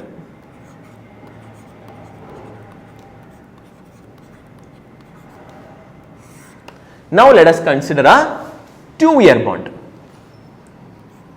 Price of a bond is equal to, in year 1 you are getting interest. How much is the interest for a 2-year bond? Interest is 10%. Interest rate, I have told you, coupon is a percentage of face value. 10% of 1 lakh, you will get an interest of 10,000. In year 1, present value of that divided by 1 plus R1. Plus, in the second year, you will get interest of 10,000, plus you will also get the redemption value 1 lakh. 1 lakh 10,000, 1 lakh 10,000. This is why you have to give commas, or zeros will go simply, you will keep rambling about zeros. Okay, 1 lakh 10,000 divided by 1 plus R squared. First year you are getting 10,000 discount for 1 year. Second year getting 1 lakh 10,000 discount for 2 years. That is equal to, I think the price is 98,500. Now, pay attention guys, 10,000 divided by R1 we have just found out is 9.29 percentage. The 1 year interest rate is 9.29 percentage. So, in a discounting 10,000 for the first year, see, year 1, year 2, you are discounting for this period, and this period the interest rate is 9.29 percentage. So, you are discounting in this period, you can take 1.0929 plus 1 lakh 10,000 you are receiving over here, you are receiving over here. At the end of 2 years, you have to discount it for 2 years. Now, we know that 2 year, we have to take the 2 year interest rate. Okay, 9.29 is only the 1 year interest rate. You have to take the 2 year interest rate. We know 2 year interest rate is nothing but 1 year interest rate and second year interest rate. You know that 1 plus R squared is 1 plus R1 first year rate, first and then second year rate. You know that 1 plus R squared equals 1 plus R1 into 1 plus R2. You also know that 1 plus R1 over here is 1.0929. Eppudi, how is that? See, you know for 2 years you have to discount for 2 years, you have to discount for 2 years. Instead, you can discount for first year and then for second year. You are applying 1 plus R squared, 2 year interest rate. We have discussed that guys. Where is it? The concept over here. First year and second year is equal to 2 years square. First year, second year is equal to 2 years squared. Okay, we know that 1 plus R1 into 1 plus R2 is equal to 1 plus R squared. So, let us apply that over here. That is equal to 98,500. Now, you can solve this equation. You can solve this equation and you can solve for R2. You can solve for R2. Can you do that? Let us try it out. 1,10,000 divided by 1.0929 into 1 plus R2 minus 10,000 divided by 1.0929. Okay, I will need A lot of Excel work over here. Let's check it out. 10,000 divided by 1.0929 is 9149. 1,10,000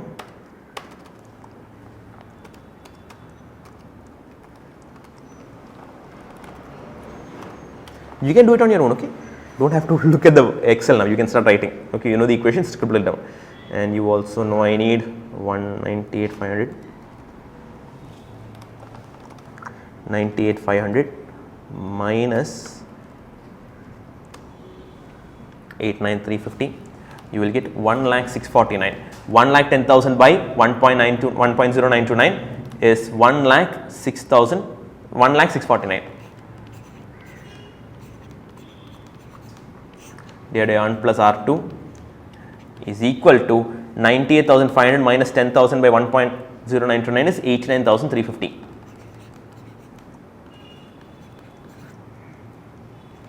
Or you will get R2 is equal to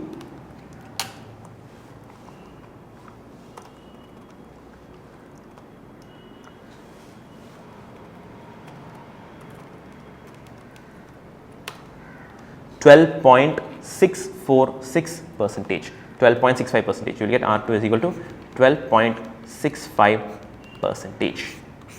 Similarly, if you want, if you have got the idea, pause and try for 3-year bond. Very quickly, please try 3-year bond.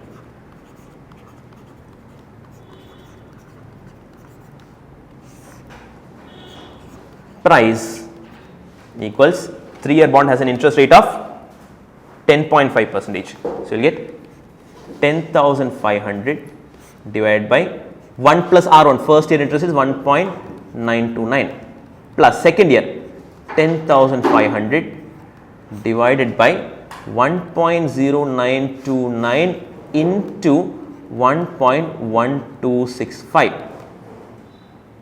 2 years, first year and second year, plus 1,10,500 divided by 1.0929 into 1.1265 into 1 plus R3. Discount the first year interest for 1 year, discount the second year interest for 2 years, first for the first year and then for the second year. Discount the third year receipt, principal and interest for the first year, second year and third year. This is equal to 99,000. Okay, again pay attention guys. When you take for year 3, that is 1 plus R raised to 3, 1 plus R raised to 3. First year, second year, third year. Got it? Got the idea? Pay attention. Okay, now let's solve that equation very quickly. 10,500 divided by 1.0929. 10,500 divided by 1.0929 into 1.1265. Now you have 99,000 minus them. You solve the equation minus this. You will get 80,863. You also have 1,10,000. 1,10,500 divided by 1.0929 into 1.1265, 89,753. So you have that cross multiply. I think it is 89,753 divided by. You can do it in paper. Okay, I don't have paper with me, and it's I need calculator and paper, so I'm using Excel. I think if I get that right, it is correct. 1.11 you will get it. I think that's almost correct. 1.11 is the answer. Okay, 10.99%, or you can simply say R3. I think your calculator will either give you 10.99% or 11%. Some rounding error happened, that is acceptable. That okay, doesn't matter. Okay, R3 is 11%. One more thing I want to mention, please don't give the final answers R1, R2, R3. You have to write down the 1 year rate, 1 year rate is 9.29 percentage. The second year, not 2 year. What is the difference between 2 year interest rate and second year rate? Guys, you are investing for 2 years. That is a 2 year rate. You are investing for 1 year after 1 year. You are investing for 1 year after 1 year. That is the second year forward rate. Why is it forward? Because it is after 1 year. The second year forward rate is 12.65 percentage. The third year forward rate, you have to write in words, okay? Examiner doesn't know what is R1, R2, R3, that is your imagination. You have to write it clearly. The third year, what is the third year? The 1 year interest rate after 2 years. That is the third year is 11%. The third year forward rate is 11%. Okay, combine these two, you will get 2 years rate. Combine these three, you will get 3 years rate. You know all the permutation, combination, everything you know how to do. Okay, you have done that plenty of times. You have done that before. That is done. Okay, so there is an amazing question based on the application, of forward rates. Okay, so now we have applied forward rates. So with that, forward rates comes to a close. We are done with forward rates. The next area is miscellaneous areas. Okay, so we have a bunch of questions based on futures and a few miscellaneous questions. Shall we do it one by one? Okay, we have now 6 more questions. So I'll do 2 more questions and give you a break. Okay, I'll do 2 more questions and we'll take a break. Okay, question number 24. Question number 24. Ram buys 10,000 shares of X Limited at a price of rupees 22 per share, whose beta value is 1.5, and sells 5,000 shares of A Limited at a price of rupees 40 per share, having a beta value of 2. He obtains a complete hedge by Nifty futures at 1,000 each. He closes out his position at the closing price of the next day. At the closing price of the next day, when the shares of X Limited, dropped by 2%, share of A Limited appreciated by 3%, and Nifty futures dropped by 1.5%. What is the overall profit or loss to Ram, not Limited. Okay, Ram. Okay, so how do we start? Start with the word required. What is the overall profit or loss to Ram? Okay, so what is, now let us see what is Ram doing. What is Ram doing? He bought 10,000 shares of X Limited. Good for him, at a price of 22. 22 into 10,000 is 2,20,000. He has invested in X. Now, beta is 1.5. So when beta comes and it's a futures related question, you kind of know what to do. Okay, he bought 10,000 shares of X Limited, value beta you know. Now he sells, negative investment. He is short. Okay, he is short on 5,000 shares of A Limited. He sells, or rather he is short. His position in X Limited, his position was long. In A Limited, his position is short. If you feel a bit hazy now, pause the video, go back to futures and quickly revise all the notes you have written, the problems you have done and the notes that you have written. Quickly revise it and then resume. Okay, we need a little futures base to do this. Okay, now, which is day before yesterday, I guess we did futures. Okay, he is short on A Limited at a price of 40, having a beta of 2. Okay, now he obtains a complete hedge. He perfectly hedges it by Nifty at 100 each, 1,000 each. Okay, the price of Nifty is 1,000 each. This is what happened today. Now he closes out his position. Okay, what do you mean close out? Today he is long means tomorrow he is short. Okay, he close out. He was short means tomorrow is long. He settles his position tomorrow at the closing price of the next day. He closes it in tomorrow itself, and the price of next day is given. Share of X Limited dropped by 2%, share of A Limited dropped by 3%, appreciated by 3%, and Nifty dropped by 1.5%. What is the profit or loss? Okay, so you can take 10 minutes should be enough. 10 minutes should be enough. Okay, take 10 minutes time. Try it out on your own.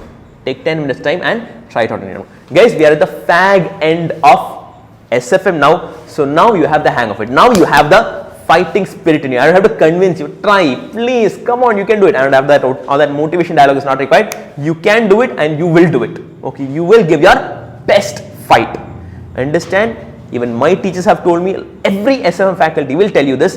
If you are stuck now, similarly you will be stuck in exam. And what you need to know is how to overcome that block. Okay, so try it out, take 10 minutes. Done? Okay. So, we will compute the profit and loss. That's very simple. But before that, I want to know how many futures has he taken. Okay, see, futures Nifty is dropped by 1.5%. Nifty has dropped by 1.5 percentage. I want to first know, okay, every question will have two steps. One is the cross. In futures, you have one, which is the cross. Second is the number of contracts. Okay, so you have two steps. Every question of futures will have two steps. First, the cross. Second, the number of contracts. You can do it either way. Okay, sometimes first I will do cross, then number of contracts. Other times I will first do the number of contracts and then do the cross. Okay, so here I want to first find out the number of contracts. Please remember that, guys. Note it down somewhere. In every question of futures, two steps: number of contracts and then the cross. So we can do it in any order. I will first do the number of contracts. Number of contracts. You know the formula for number of contracts. What is the formula for number of contracts? Amount to be hedged into beta divided by price of futures today into number of units. This is the formula. Okay. Now, here the issue is you have two amounts. You are long on X limited. On X limited, you have a long position. And on A limited, you have a short position. So, how many futures in the future market, how many contracts will I take? You have to take it separately. Guys, for X limited you are long, you have bought X limited, you are long on X limited. For X limited, to hedge X limited, you will have to be short. You are short on X limited. To hedge that, what should you do? You should be long on futures. So, you have to compute it separately. Okay, this, by the way, again was a step that one of the students taught me. Okay, so first, number of contracts for X limited. Number of contracts, number of futures for X limited. You have invested 10,000 shares of 22, it's 2,20,000 into X limited has a beta of 1.5. Look at the question, guys. X limited has a beta of 1.5 divided by price of futures today is 1,000. Number of units is not given, so let us ignore that. 2,20,000 into 1.5 divided by 1,000 will give you 330 contracts. Short, very important, you have to go short. Why are you short? Because in X limited you are long. In X limited you are long. And you know the rule of the cross. You know the rule of the cross. In the cash market, in X limited, if you are long, in futures market you have to be short. The below side I will do in a minute. In a minute I will do. Don't worry. Okay. So in X, in the cash market if you are long, in the futures market you have to be short. So position in futures is 330 contracts short. Next, number of futures for A limited.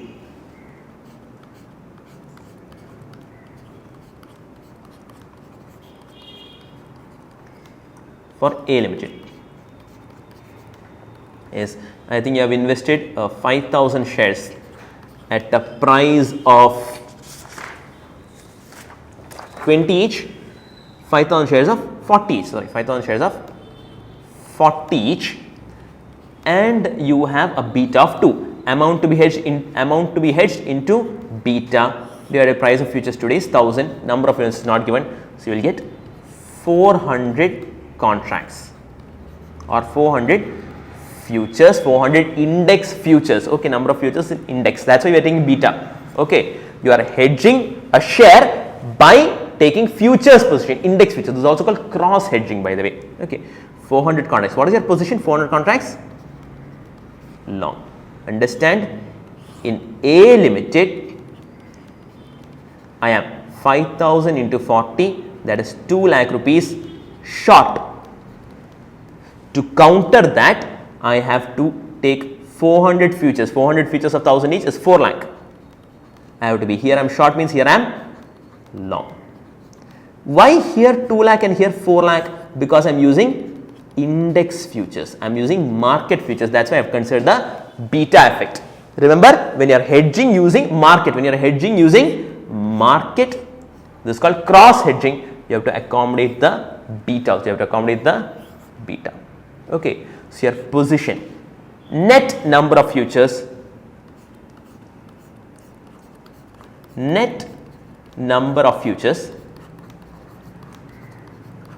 X Limited, what was your position? In X Limited, you are 330 short. In A Limited, you are 400 long. So 400 long minus 330 short. Your net position is 70 futures. Futures and contract I am using interchangeably. Okay, 70 futures long. Your net position is 70 futures long. Got it? Okay, so these kind of things, first of all, you must remember that with futures, step 1 is to find out number of contracts. Step 2, you have to innovate. What do you do? We have done questions. This is the kind of jump that happens in the exam, guys. This is the kind of jump that happens in the exam. We have done questions. Where there was one portfolio or one share to be hedged. What if you have 2 shares? Then take 2 number of contracts and net it off, or if both were short, you add it up. Okay, interesting adjustment. So step 1, we have computed the number of contracts. Step 2, let us draw the cross.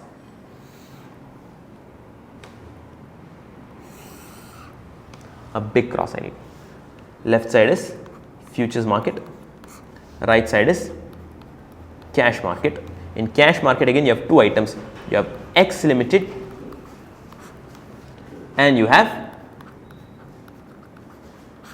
A Limited. You have X Limited and you have A Limited. In X Limited, what was the position? You are long on rupees 2,20,000. And in A Limited, you are short rupees 2 lakh.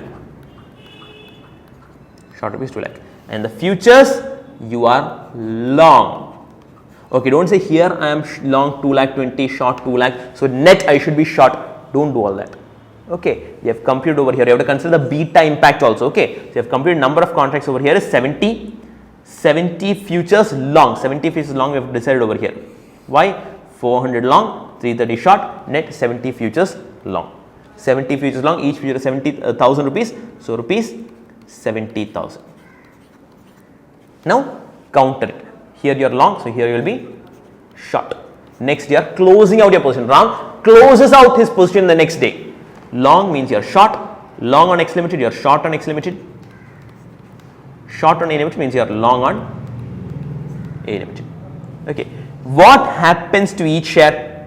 He closes out his position on the next day when share of X Limited dropped by 2%. X Limited was 2,20,000. It reduced value by 2%. 4,400 rupees was reduced. Its value becomes rupees 2,15,600. 2% less. Okay, reduced 2%. Here, A Limited appreciated by 3%. So on 2,000, 3% is 6,000.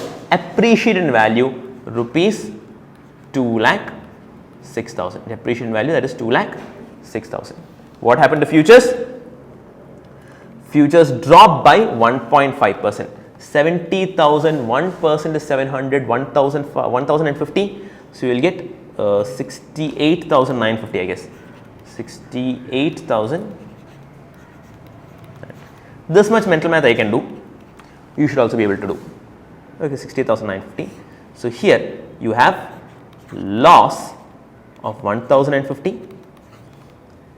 Here you have, you bought for 2,20,000, you sold for 2,15,000. You have a loss of 4,400.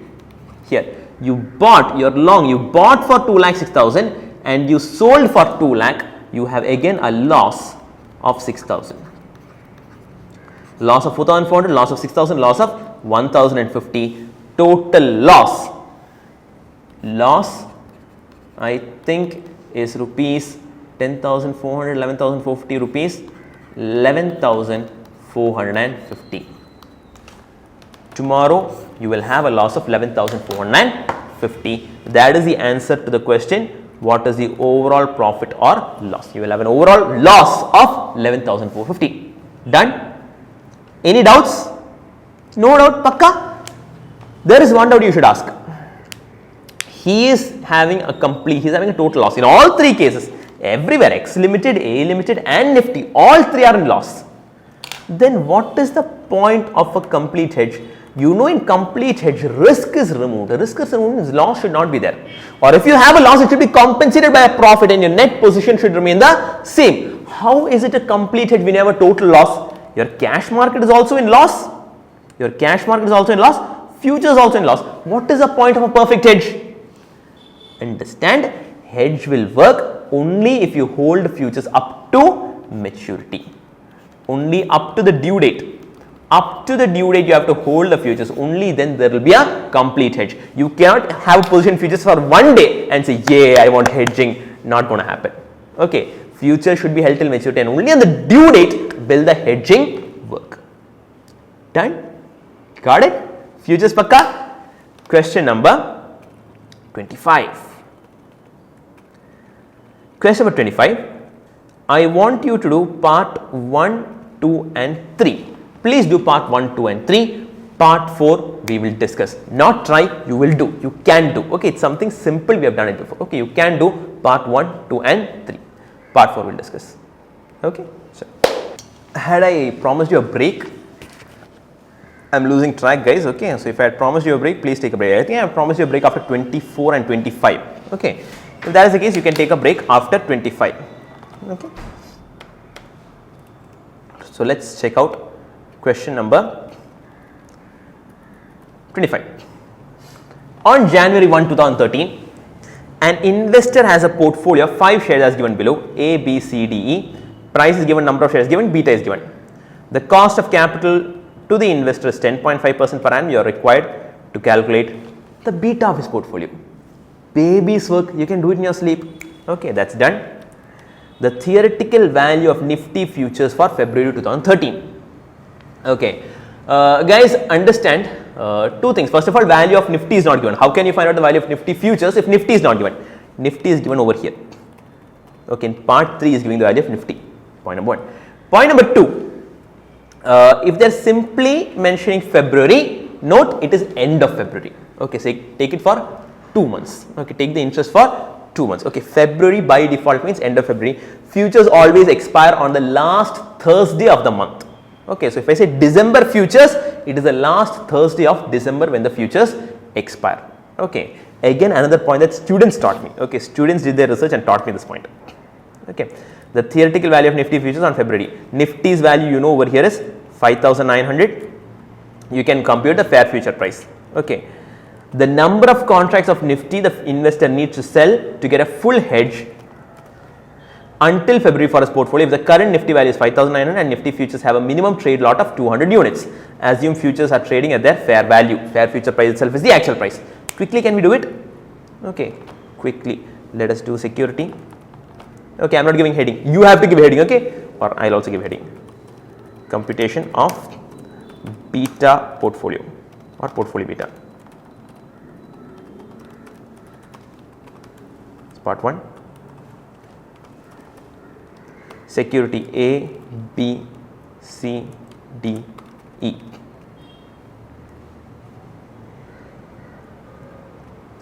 And you have price. What is the price?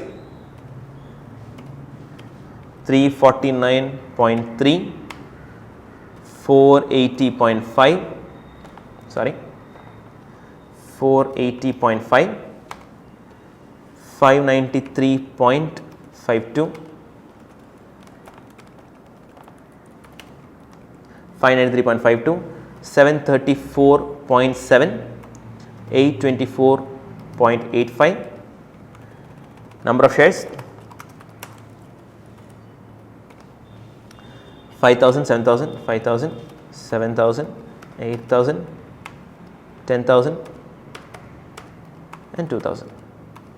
My God, rather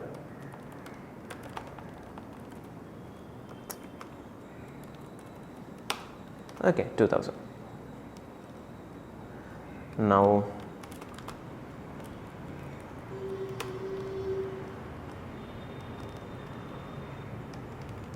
okay, so with this you will get investment.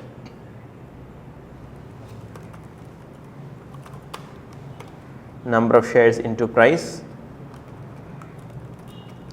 total investment, beta. What is the beta given? 1.15, 0.4, 0.9, 0.95 and 0.85. Beta into investment.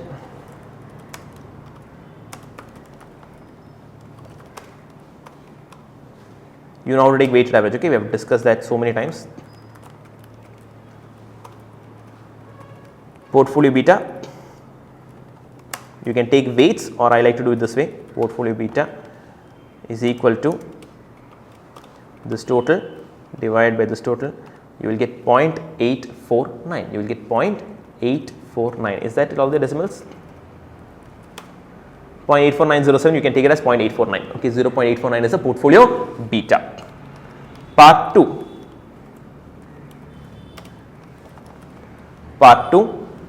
fair futures price. Fair futures price is equal to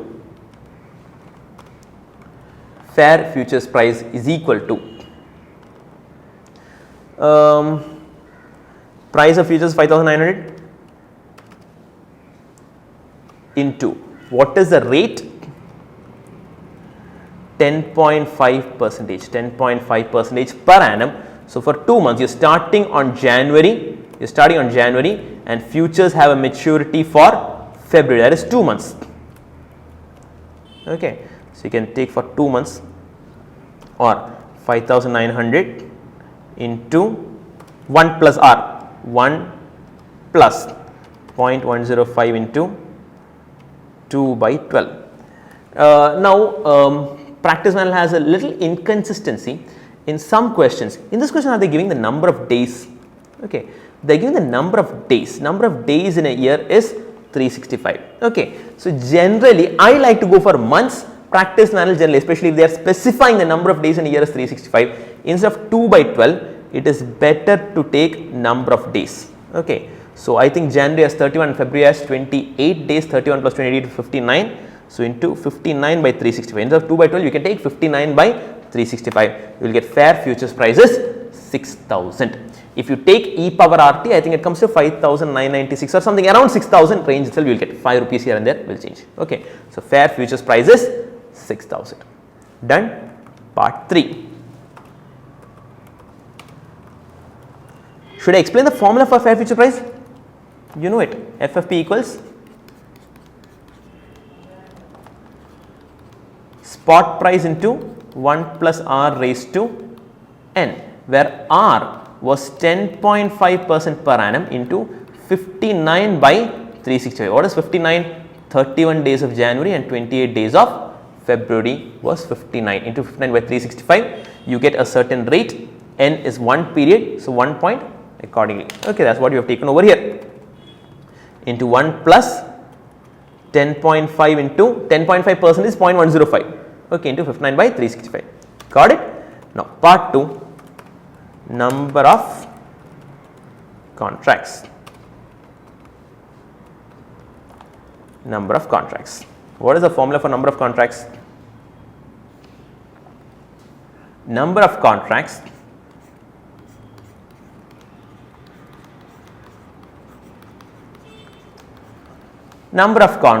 is equal to amount to be hedged. What is the amount to be hedged?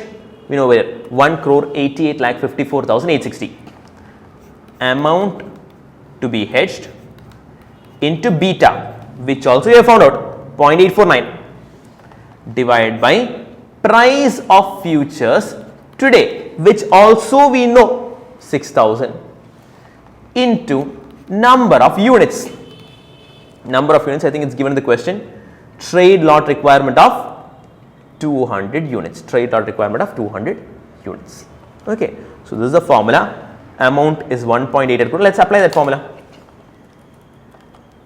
So, number of contracts equals amount to be hedged into beta divided by price of futures today into number of units is 200. You will get 13.341. Your answer in no way, in no rule of the word should your answer contain decimal. Your answer is absolutely not allowed to contain decimal, because the purpose, the very intention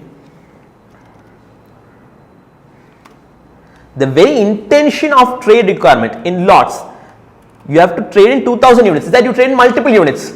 Okay. So, one lot is 200 units. You cannot go and ask him, sir, can you give me 0.5 lots? I want to buy only 100 units. Not possible. You can buy only in multiples of 200. So, you cannot take 13.341. It's only 13 contracts. Okay. Some people, guys, pay attention. Some people round off 13.341 to 14 contracts, which is not required. Okay. Understand, some people think 13.341 we will round up to 14, which means you will get better hedging. No. Then do 20 contracts, then do 500 contracts, you will have unlimited hedging. That does not work that way. Okay. See, at 13.341, you have a portfolio, you are long on so much amount, you are long on 1.88 crores, I guess, you are long on so much amount. If you are short on 13.341 contracts, the hedging will be perfect. Okay. If you deviate, if you go up to 14 or if you come down to 13, your hedging becomes imperfect. Okay. At 13.341 it is perfect. Okay. So, as you deviate, your hedging becomes imperfect. Better to deviate to 13 than go for 14. Okay. Some people think, okay, let us have some better protection. Hedging means protection only. No. So, let us have more protection. Let us have 14. Do one thing, round off 15 contracts. That does not work that way. The nearest, the better. Okay. So, we will take 13 contracts. Okay. If it was 13 point, say, if it was 13.6, then you would go up to 14, but otherwise this is enough, 13 contracts. Now, part 4.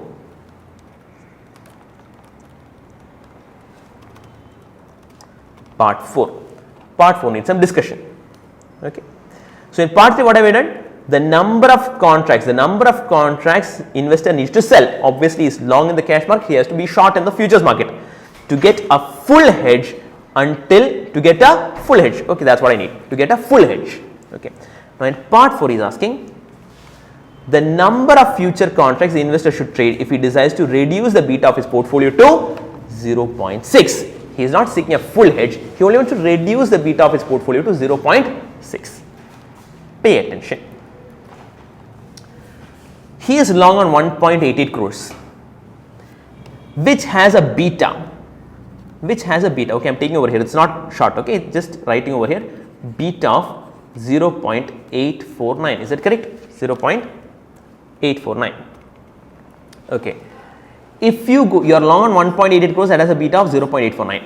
If you go short on 13.341, or rather if you go short on 13 contracts, you are balancing out this beta, How do you get this 13 contracts? Amount to be hedged into beta, you are multiplied with beta. Okay, guys, pay attention. You are multiplied amount to be hedged into beta, that is 0.849. You got 13 and you are short on 13 futures, means you have balanced, this 0.849 is balanced over here completely. The net risk is 0, your effective beta becomes 0. Your beta becomes 0. How? You had a beta of 0.849 in the cash market. You took accordingly for that full 0.849, you have taken 13 futures.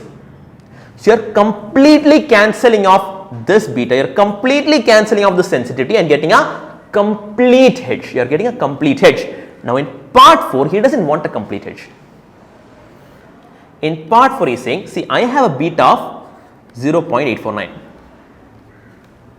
I want to reduce it. I want to reduce it to 0.6. I want to reduce it to 0.6. I don't want to fully reduce it. I don't want to reduce it to 0. I don't want to reduce it to 0. I only want to reduce it to 0.6.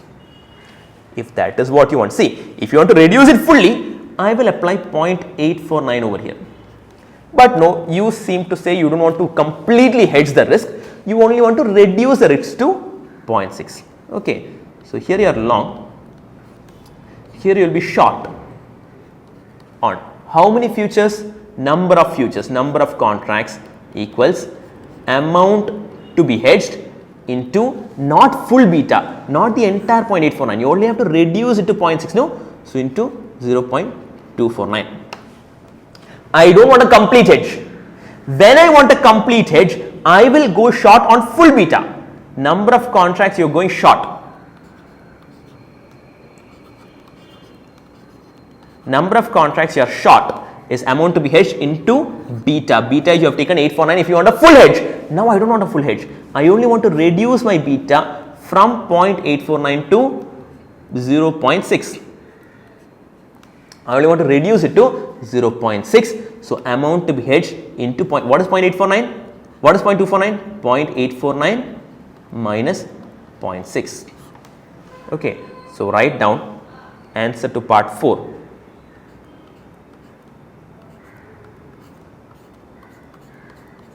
Number of futures, number of contracts.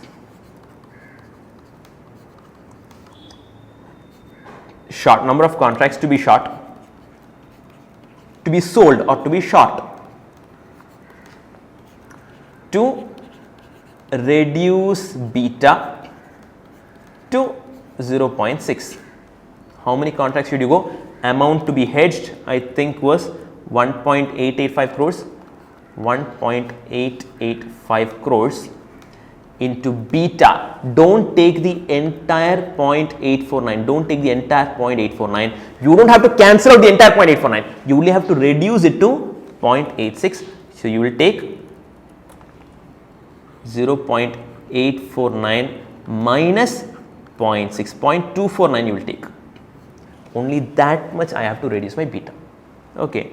Divide by price of futures today into number of contracts. Price of futures today I think was 6,000 into number of futures is 200 units. Okay. So, the number of futures,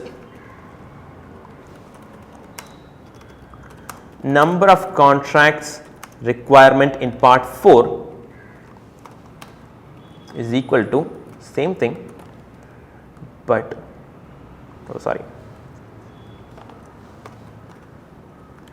same formula, but except that for number of beta I will take 0.849. Should you take the full 0.849? No, you will have to reduce it to 0.6. So, you have to go short on 4 futures. Okay, let me try adding a few decimals over there. 3.92 which is equivalent to 4. 3.92 can be rounded off to 4 decimals, 4 futures. Okay. So, if you want to completely hedge, understand once again, beta is 0.849. If I want to completely hedge it, over here when I take the number of units, I will take a beta of 0.849. 849 and 849 will cancel each other out. If I want to reduce the beta to 0.6, over here I will take 0.249. 849 and 249 will cancel each other out, you will get a beta of 0.6. Now, if I want to increase the beta, I want to increase the beta to 0.949.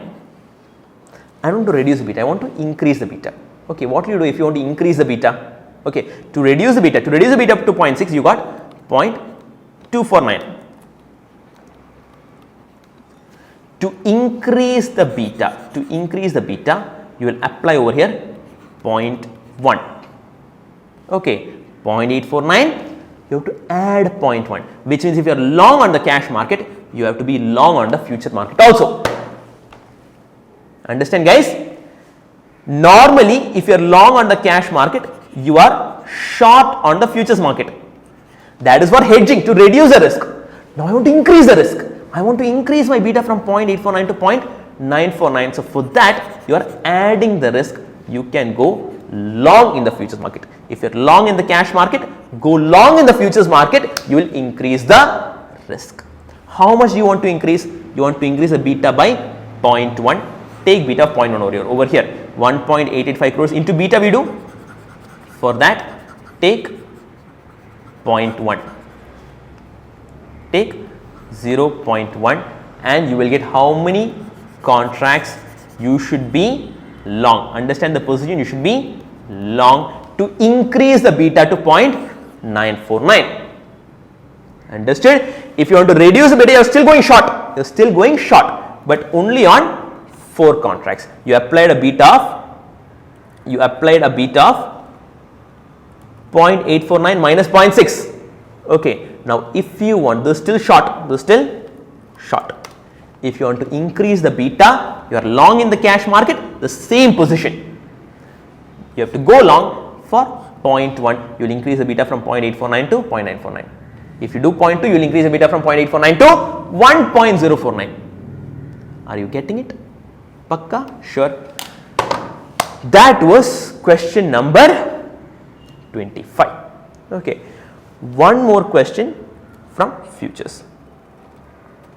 Okay, one more question from futures.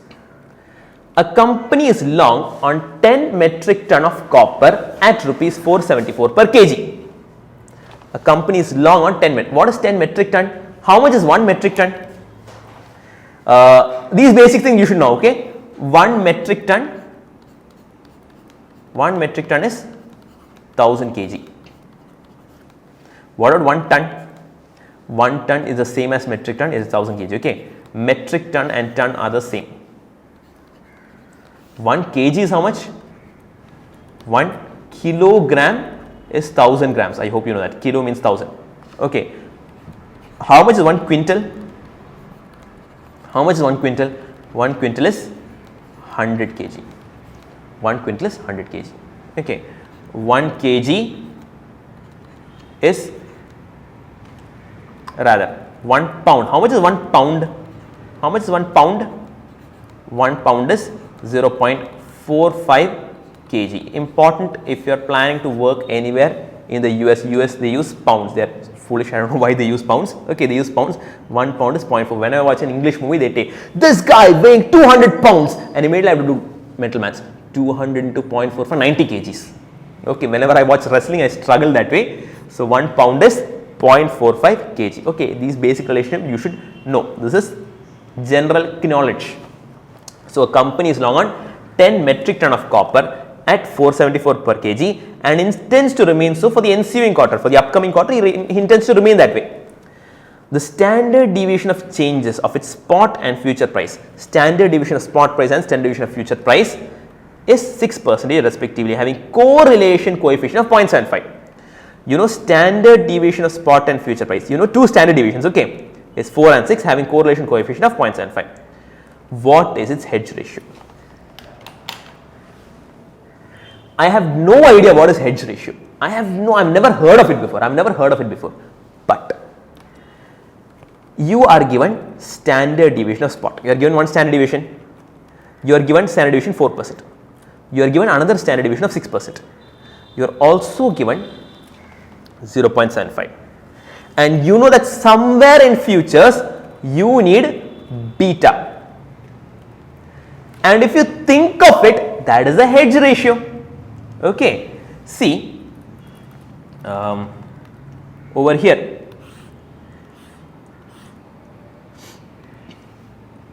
you are short on 2 lakhs. To hedge that, you are short on 2 lakhs. You are short on 2 lakhs. To hedge that, you went long on 4 lakh. You doubled it. You multiplied by beta. So this beta can be called your hedge ratio. Okay, so on that, see, I also know the deal breaker for me, the clinch for me was, I know beta was sigma p by sigma m into RPM. This is beta, that is sensitivity with market. Beta is sensitivity with market. risk of portfolio divided by risk of market. Now I want sensitivity with futures. I want sensitivity between cash and future market. So for that, beta, the word beta represents sensitivity with market. Okay, I don't want sensitivity with market, I want sensitivity with futures. So I have used the word, instead of beta I have used the word hedge ratio. I have used the word hedge ratio. That's equal to, what is beta? Beta is sensitivity with market, sigma p by risk of market into correlation between portfolio and market. Hedge ratio is sensitivity of an asset with its own futures. So you take risk of spot price divided by risk of future price into correlation between spot and futures. Basically, hedge ratio is beta. How would I understand that? The data given is in such a way. Look at the data given. Where is the question here? The data given, you have given two sensitivity, you are giving two standard deviations and a correlation. You have two standard deviation and a correlation, your mind should straight away jump to this formula. That is how thorough you have to be in the formula page. Although you don't understand what is required, from the data given you can figure out what is required. Okay, you need that hunch for the exam also. Exam, I have told you earlier a bunch of times, they will play with words. See here, they could have very well asked beta. They could have asked, what is the beta? End of story. No, they want to mess with you, they want to demotivate you. You will read the question. Question number 1, part 1, compulsory question. Part 1, what is the hedge ratio? Conta. This question has every eligibility to come as part 1 of question number 1, compulsory question. You end up, you get the question paper and the first question you see is hedge ratio. Gone.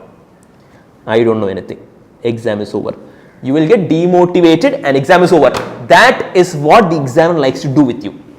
Guys, exam is a mind game. You should not be demotivated. When you see a word like hedge ratio, you should smile.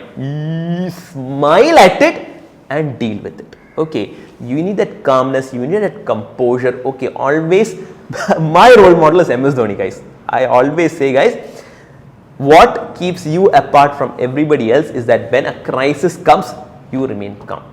That's the most important. That is the most important thing. Okay, your mental health, especially in these days, mental health is very important, guys. Hedge ratio is, what is the risk of the spot? I think that's 4%.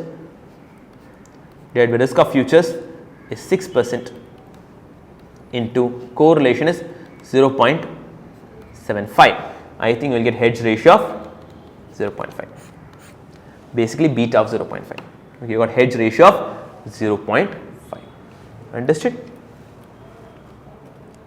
What is the amount of copper future it should short to achieve a perfect hedge?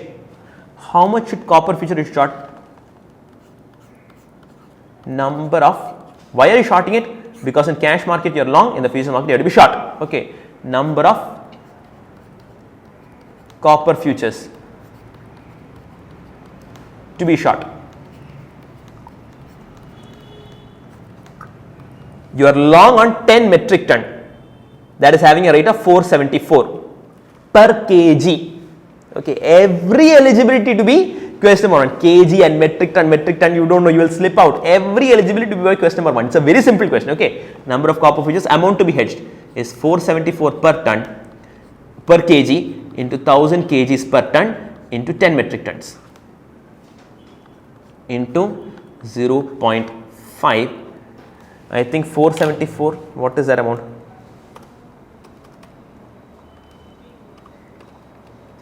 $237. Okay, 237 borrowed by 4 zeros. So I think that is 23,70,000.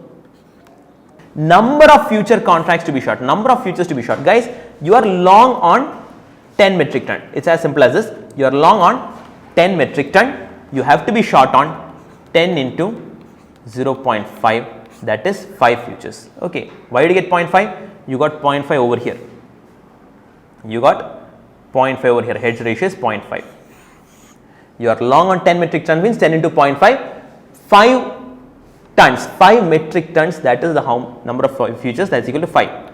5 metric tons. That is the number of futures you have to be short. okay, or rather this amount divided by 474, okay, nothing else mentioned, the price of futures also 474, you have to take it that way, okay. So, just note that correction. So, number of futures is 5, 10 into 0.5, amount to be hedged is, amount to be short is 23,70,000, got it. Now, 3 more questions, 27, 28 and 29.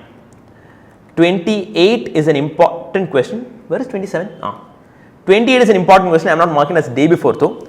29 is an amazing question. It is a day before exam question. 29 is an amazing question. It is a day before exam question. Okay. So, let us take it out one by one. First question number 27. TM FinCorp has bought a 6 into 900 crore FRA at 5.25%. From 6th month to 9th month, a 3-month loan 6 months later. Okay, you have taken an FRA for 100 crore for an amount of 100 crore at 5.25%. On fixing date, reference rate, that is MIBOR, turns out to be as follows. First of all, this sentence is important guys. This sentence is important because it is tricky. On fixing date, reference rate turns out to be as follows. First of all, what is fixing date? Fixing date guys, you have taken a 6 into 9 FRA. You have taken a 6 into 9 FRA. The fixing date is the 6th month. On 6th month, the reference rate, when you go to bank, what is the rate of interest on the 6th month? What is the rate of interest on the 6th month? Guys, please refer the previous questions of Parker Company and all and come to FRA. Okay, FRA, I don't want you to stare at it. Please revise FRA very quickly and then come back. Okay, fixing date is the 6th month. I am mixing it up because I feel that you are thorough by now. What is FRA? I am mixing up the context. Next question will be based on options. Next will mix up FRA and futures. Okay, so be thorough, be on your feet. The fixing date is the 6th month. On the 6th month, whatever is the rate, that is what you are comparing with. On the fixing date, the reference rate, the rate that you are using to compare is as follows. 3-month rate is 5.75, 6-month rate is 5.70 and 9-month rate is 5.85. Which will we take? See, understand? On the fixing date, on the 6th month, you are taking a 3-month loan. So, the reference rate for us is 5.5. That is an important point in question number 7. Question number 27. Okay. The reference rate for us, for our concern, is 3-month rate. On fixing date already means on the 6th month. On the 6th month, we are taking a 3-month loan. So, for our comparison, we need 5.5%. Okay. I am not going to explain the basics of FRA now. I am assuming you know. If you don't know, please quickly run through FRA. You are required to determine the profit or loss to TM FinCorp in terms of basis points to the settlement amount. Understand? TM FinCorp has taken a 6 into 9 FRA. What is the FRA rate? He has taken an FRA for 5.25%. On the 6th month, on the fixing date, on the 6th month, the 3-month rate is 5.5%. On the 6th month, the 3-month loan rate is 5.5. Tell me, because of the FRA, does TM FinCorp have a profit or loss? Okay. Understand context, it's not a profit or a loss. Okay. But you can still say it in terms of profit or loss. You can say he has taken FRA for 5.25, but on fixing date the rate is 5.5. So, you are getting 0.25%. Your profit, okay, you have taken 5.25 on the due date, it is 5.5. You can tell me, I don't have to pay 5.5, I have to pay only 5.25. You have a benefit of 0.25. They are asking specifically in terms of basis points, because examiner knows that you know entire practice manual, but you have not touched a page of newspaper, you don't know what basis points is. You have read the entire study material, but you don't know what basis points is because you have not read the newspaper. 100 basis points is 1%, 0.25% is 25 BPS. BPS can be written.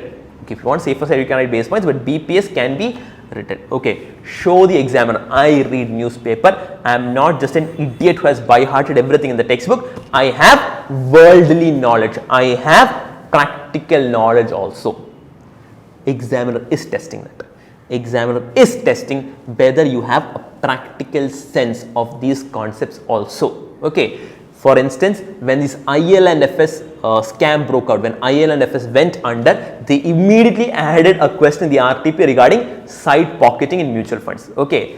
SFM, like every other subject, is updated, especially right now. A lot of DFL went under, IL and FS went under. There are so many companies, there are so many mutual funds that are struggling. Very recently, Franklin Templeton had default, had closed its funds. Okay, so these are things that you have to stay updated with. Okay, if not for the exam, after the exam you have something called a job interview. For that you have to be updated with all these things. Start now. After the result comes, don't start scrambling the newspapers. Start now. Okay, read the newspaper, is very important. So TM FinCorp will have a profit of 25 basis points. Part 2, what is the settlement amount, or what is the effect of, what is the effect of FRA? Another word for effect of FRA is settlement amount. Another word for effect of FRA is settlement amount. Guys, please, I hope you remember. Please don't forget FRA. Okay? We just did it today. Don't forget FRA. Another word for settlement amount is, another word for effect of FRA is settlement amount. This I think I forgot to mention. So please mention that also, settlement amount. Okay. Or rather, on the 6th month, what makes sense? On the 6th month, banker will pay you something. Okay. On the due date, you will pay interest at 5.5%, but instead 0.25 he is giving you today itself. The profit is 0.25 or 25 basis points, and what is the amount? That is the settlement amount. What is settlement amount? 0.25 percentage into 3 by 12 into 100 crore divided by, take the present value, 1 plus 0.055 into 3 by 12. Settlement amount is equal to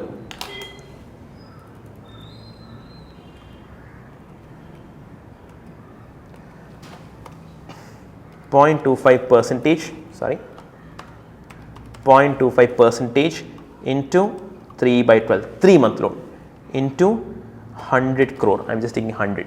Okay, divided by 1 plus 0.055 into 3 by 12. You will get, what is wrong with this?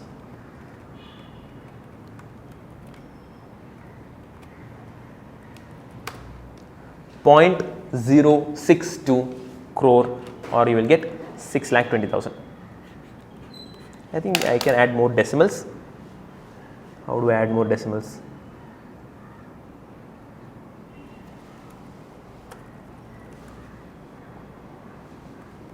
.061652. So you get 6,16,000 rupees, 6,16,500. This is the settlement amount. Okay, this is a question. I think I forgot to mention you're supposed to do it on your own. You're supposed to do it on your own. Okay, done, guys. Done. Okay, TM FinCorp, you can write it. It is similar to Messrs Parker and Company. Question number 27 is similar to question number 21. They are not asking us what is the effective interest rate over here. They asked us what is the effect of FRA, that is settlement amount, and actual rate of interest cost to the company. In question number 27, they have not specifically asked us what is the actual interest cost to the company. So we have only computed what is the settlement amount. Okay, so 21 and 27 are similar. Okay, quickly revise the concepts of FRA. The next two questions are major questions on FRA. Okay, 28 is important, and 29. 28 I am expecting for the exam, guys. 28 I am seriously expecting for the exam. Shall we do question number 28? Let's do question number 28. Mark it as day for exam. Okay. XYZ Incorporated issues $10 million floating rate loan on July 1st with resetting of coupon rate every 6 months equal to LIBOR plus 50 BP. What is BP? Basis points. LIBOR plus 0.5% is your interest rate. LIBOR plus 0.5% is your interest rate. XYZ is interested in a collar strategy. Next to collar strategy, write down the words range forward. You know what range forward is. Okay, refer your formula page, you know what range forward is. Okay, even if you don't know, he is explaining it. What is the collar strategy? By selling a floor and buying a cap. Now you have to go and revise what is a floor and a cap. What is a floor? A floor, we know, is similar to a floor, is similar to a put option. It's an option to lend. It's an option to lend. It's a lower limit on your lending rate. Floor is a lower limit on your lending rate. And what is a cap? Cap is similar to a call. It is an option to borrow. It's an option to borrow. It's an upper limit on your borrowing rate. So what is he doing? He is selling a floor and buying a cap. Buying a cap means when you are holding a cap, when you are buying a cap, you have the right to borrow at this rate. You have the right to borrow at this rate. He is also selling a floor. Selling a floor. Guys, floor is an option to lend. Holder of a floor. What does holder of a put option have? Put option has the right to sell. Holder of a put option has the right to sell. Similarly, holder of a floor has the right to lend. Holder of a floor has the right to lend. If the holder has the right to lend, what happens to the writer of the floor? The writer, if holder is lending, the writer has to borrow. Writer of the floor has the obligation to borrow. So I have the obligation to borrow. Sell and write. We know that sell and writing an option. Selling an option and writing an option mean the same. Buying an option or holding an option mean the same. Okay. So he has a right to borrow at this rate and the obligation to borrow at the floor rate. Let's check it out. Let's read the question further. XYZ buys 3 years cap and sells 3 years floors. He is holding a cap and writing a floor. As per the following details. Notional principal is $10 million. Reference rate. Reference rate. We understand what is reference rate. Reference rate is 6 months LIBOR. Strike rate. The exercise price or the strike price is 4% for floor. It's 4% for a floor and 7% for a cap. He is selling a floor, which means he has the obligation to borrow at 4%. I have the obligation to borrow at 4%. I am also holding a cap. Means I have the right to borrow at 7%. If the interest rate goes beyond 7, if it goes to 8%, I will exercise my cap. I will exercise my cap and borrow at 7%.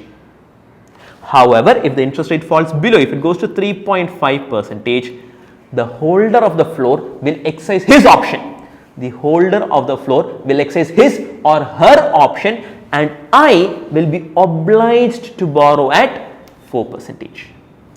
Let's check out the question.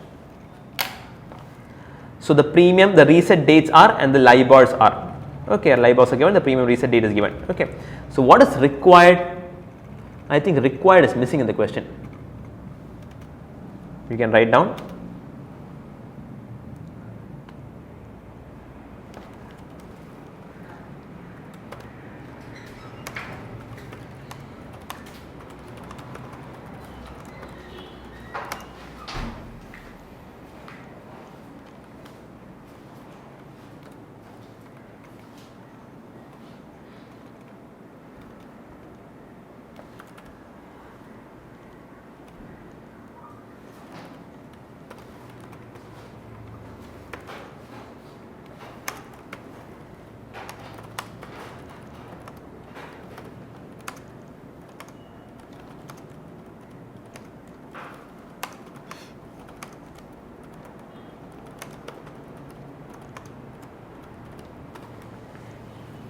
So what is required? Required compute the interest payoff at each reset date and the effective interest rate. So shall we do it? We'll use Excel. Okay. So give the heading computation of interest payment, computation net interest payment, or we can simply write interest payment also, and the effective interest rate So you have date, LIBOR, interest payment, then pay attention guys, pay attention, cap receipt or I will explain why I am giving it in bracket. Okay, just pay attention, cap receipt or floor payout. Okay, net interest. Guys, pay attention. You are issuing on 1st July. You are issuing on 1st July. Okay, so the interest dates are 31/12. The first interest is payable on 31/12, and on that date the LIBOR is 6%. Your first installment is due on 31st December, and on that date LIBOR is 6%. So let's check out first 31/12/2000 and what is the year? 2013. LIBOR is 6%. LIBOR is 6%. Now, interest payment. You have a loan of $100 million. $100 million means 10 crore rupees. $100 million is 1,000 lakh rupees. 100 million is 1,000 lakhs. Okay, 1 million is 10 lakh. 100 million is 1,000 lakh. So you have an interest due of 1,000 lakh into 6% into, this is the interest for 6 months, therefore into 6/12. You will have 30 lakhs. You can write down rupees in lakhs. You can write down rupees in lakhs. Okay, pay attention. I have made one tiny mistake.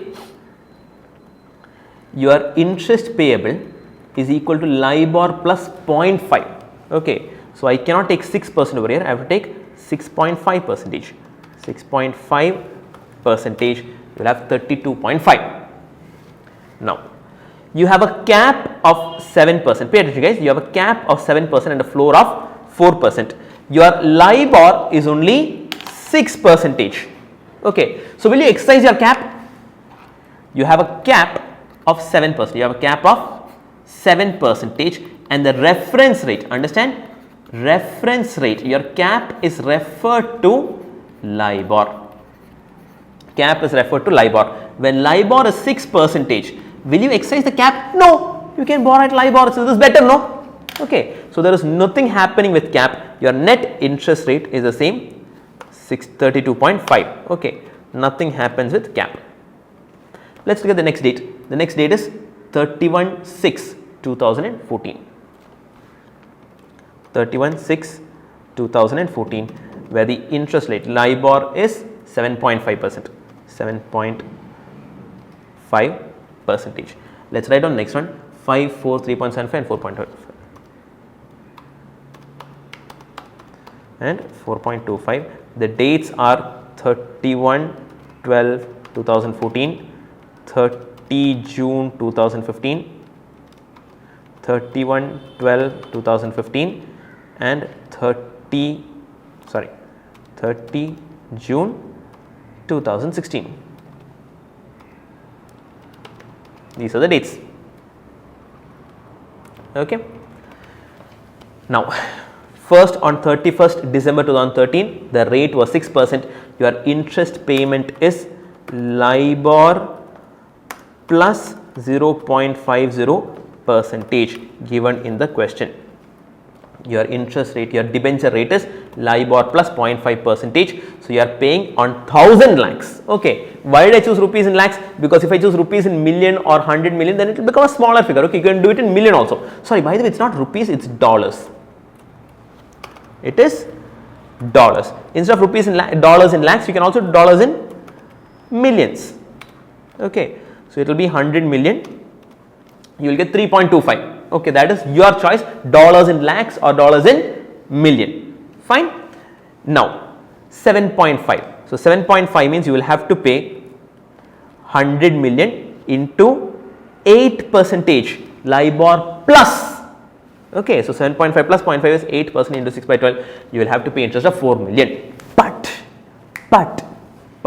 see, LIBOR is 7.5%. LIBOR is 7.5%. You have a cap of 7%. You have a cap at 7%. You can exercise the cap. And you will get 0.5% back.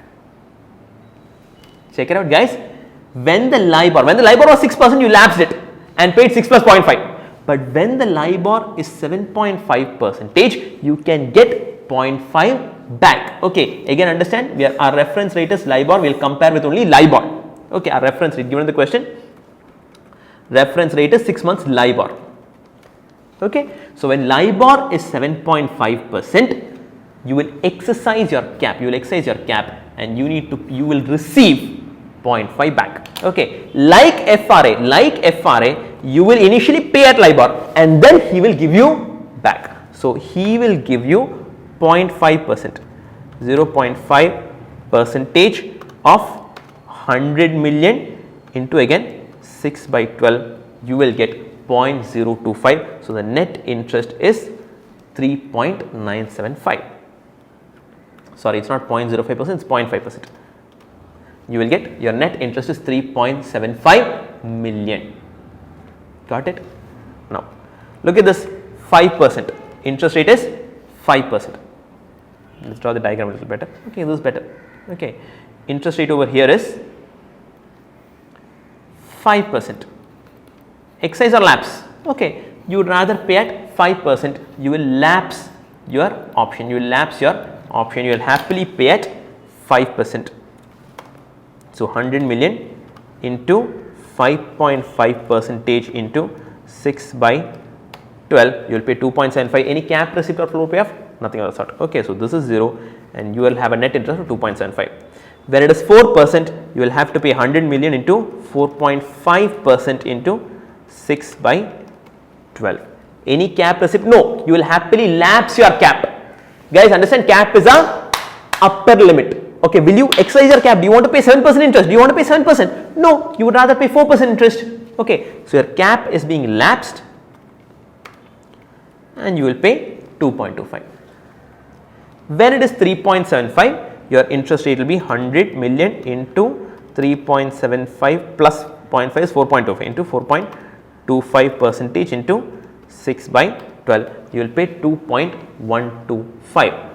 However, is your cap being exercised? No, cap, leave it. Okay, 7% cap, forget it. You don't want to pay 7%, you will pay at market rate. But you have written a floor. You have written a floor at 4%.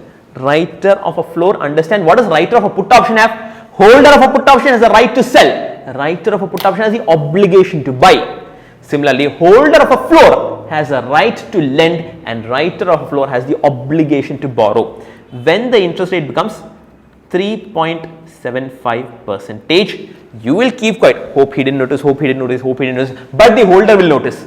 Holder say, hey, you have written a floor for 4%. Now the interest rate is 3.75%. You have to borrow at 4% only. The difference of 0.25% you have to pay.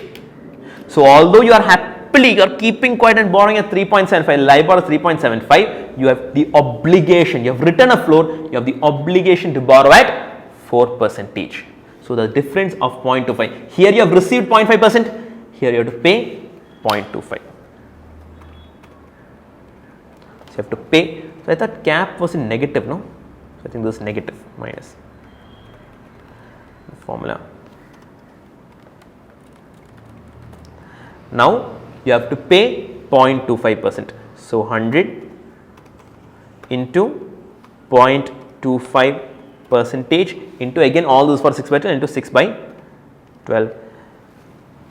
Although your LIBOR plus 0.5, not LIBOR equal to 0.5, sorry for the heading, LIBOR plus 0.5, although your LIBOR plus 0.5 is only 2.125, the floor will be exercised by the holder and you will have to compensate that 0.25%, you will have to effectively pay him 2.25. When it is 4.25, again when it is when the interest rate is 4.25, cap will be lapsed, floor will also be lapsed. Okay, the holder of the floor option will not force you to borrow at 4% when the interest rate is 4.25. Okay, floor will also be lapsed, cap will also be lapsed. You can borrow at 4.25 plus 0.5. So 100 into 4.75 percentage into 6 by 12, you will get 2.35. There is nothing. So you will have to pay 2.375. There is the interest payable at each date. Interest payable at each date. Total interest is $16.625 million. $16.625 million. What does that rate come to? Effective interest rate. Effective interest rate is equal to, you have borrowed 16.625 upon 100 million. The effective interest rate is in percentage 16.17%. 16.63%. Something is missing, no? This is the interest for how many periods? 1, 2, 3, 4, 5, 6. 6 periods or those are interest for 3 years. This is the interest. 16.625 is the interest for 3 years. Your interest rate should always be per annum. So into, divide by 3 rather. Divide by 3, or you can say into 12 by 36 or into 1 by 3, whatever.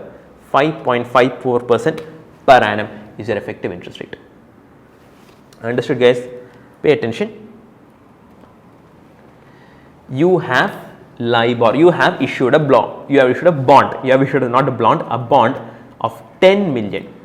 Have I taken 100 million in the question? It is 10 million, okay?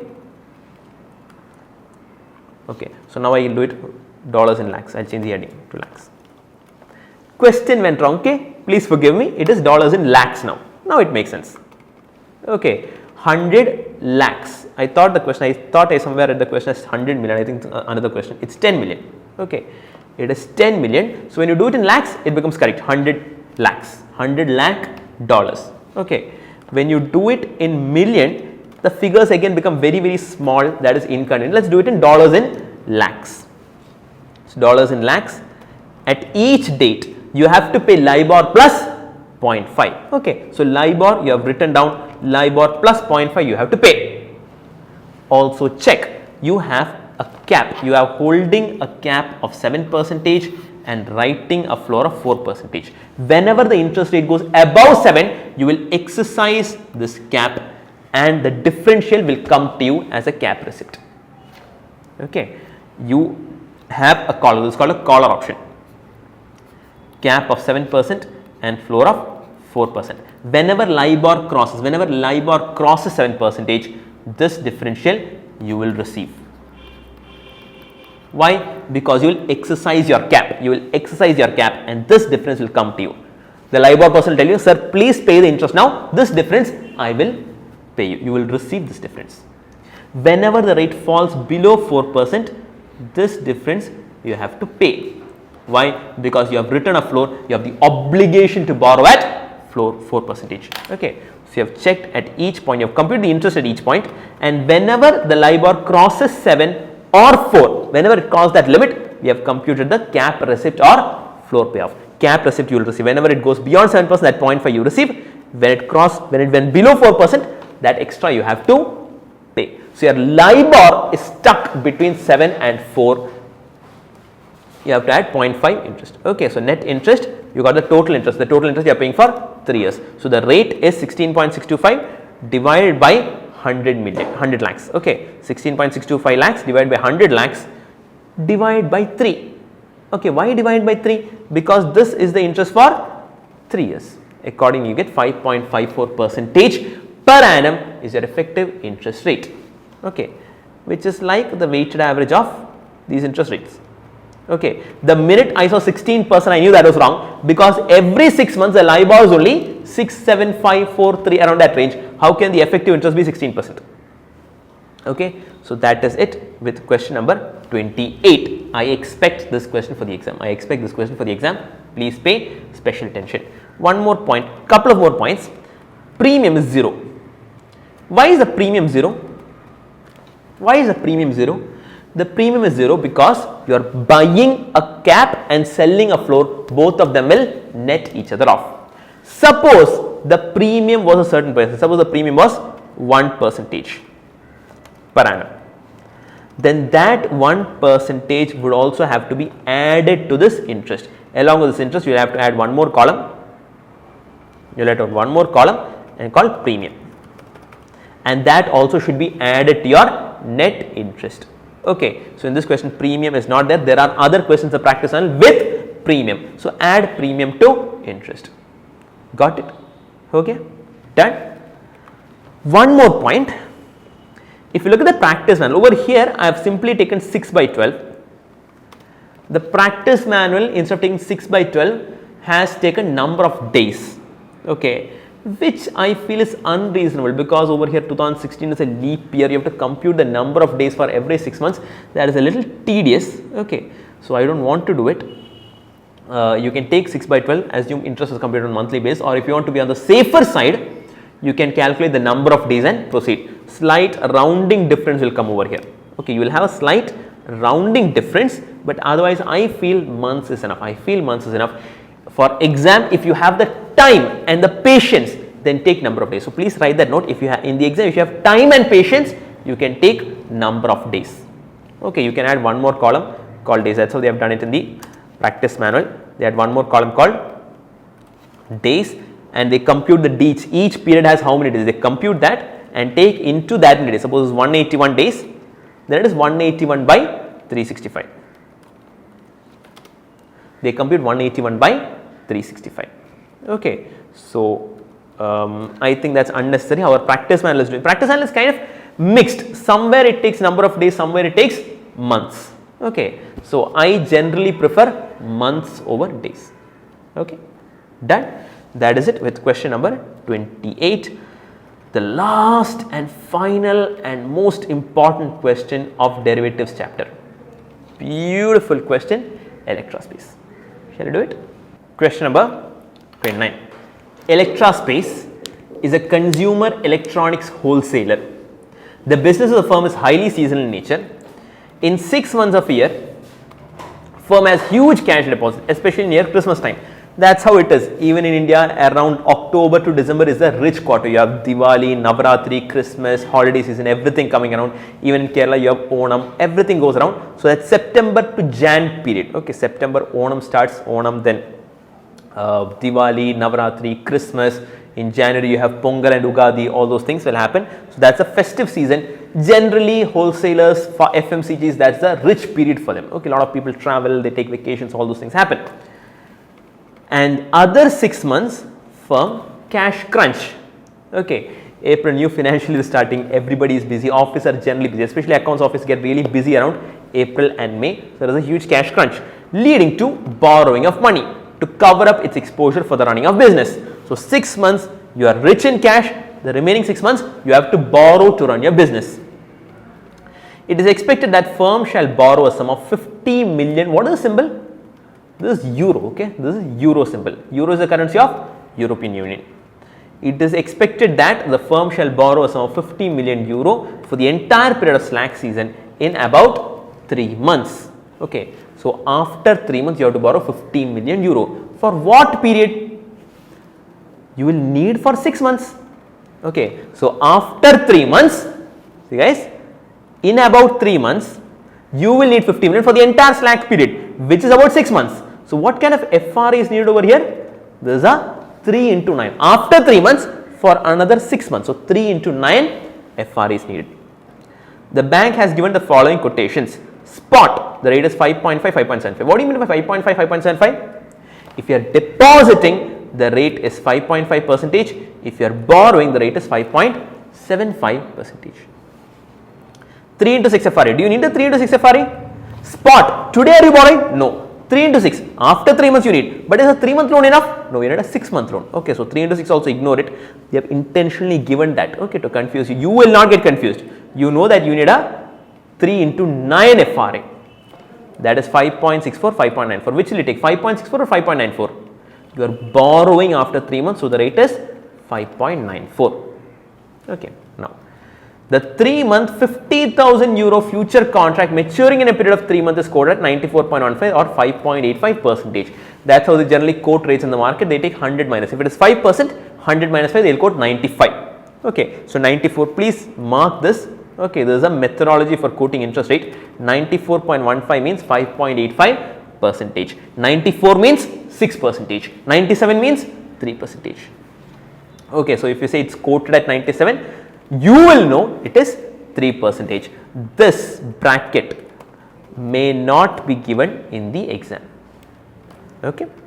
Now, you are required to determine how an FRA shall be useful if the interest rate after 3 months turns out to be 4.5% and 6.5%. Okay. The question is quite vague, how FRA shall be useful. Okay, the question is vague, how FRA shall be useful. So, we will do both. We will do the settlement, we will compute the settlement amount and also compute the effective interest rate. Okay, although in the textbook they have computed only effective interest rate, we will do both. Okay, we will compute the settlement amount and the effective interest rate. Also, you might note that in question number 27, I think, Parker 21, in Parker and Company, the textbook has computed only settlement amount. We also did one more step, computation of effective interest. Okay, we will do both. Whenever there is some ambiguity, we will do both. Here they are very vaguely asking how it shall be useful. Okay, don't write a theory question. First show you will receive a settlement amount of so much, or you will have to pay a settlement amount of so much on such and such date, and then write down your effective interest rate will be so much. Okay, part 1, can you do it very quickly? Pause the video, take 10 minutes time and do part 1. Okay, so you've paused and you will resume. Okay, shall we do it? Part 1, I'll first very quickly do it. Let's quickly do FRA. Let's finish off what we know and then we'll come to futures. Okay, part 1. When that I think is it A and B. So part A. So part A is FRA. And within FRA you have part 1 when the interest rate becomes 4.5%. When the interest rate becomes 4.5%, the settlement amount. The settlement amount or the effect of FRA is equal to, you have taken FRA for how much? You have taken FRA for 5.94%. You have taken FRA for FRA is for 5.94%. When the rate becomes 4.5, how much will you pay? You will pay 4.5, but that addition also you have to pay because your net payment should be 5.94. So additional 1.44% should be paid by you because you have entered an agreement. You have entered an agreement saying I will pay 5.94%. Okay, I will pay attention. 3 into 9 FRA. On the third month, interest rate is 4.5%. So on the due date, you will pay 4.5. However, you have taken FRA for 5.94. So the difference of 1.44 should be settled by you in the third month itself. You have to pay. Understand? Understood? Great. You have to pay it. Now, 1.44%. You are taking a loan for 6 months. So into 6 by 12 into what is the loan amount? 50 million euro or 5 crore. Okay, 5 crore euro into 50 million into 50 million, the whole divided by 1 plus what is the market rate? Market rate is 4.5%. 1 plus 4.5 into 6 by 12 is 2.25. Okay, you can say 1.0225. Okay, such computation you don't need calculator at all. So you can compute that settlement amount.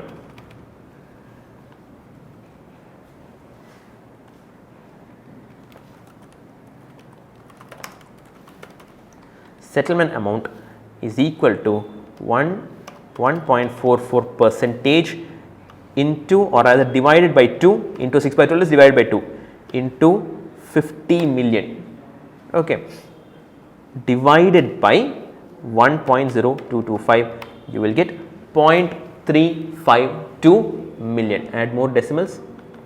Okay, you can't add. I have to change the numbering format now.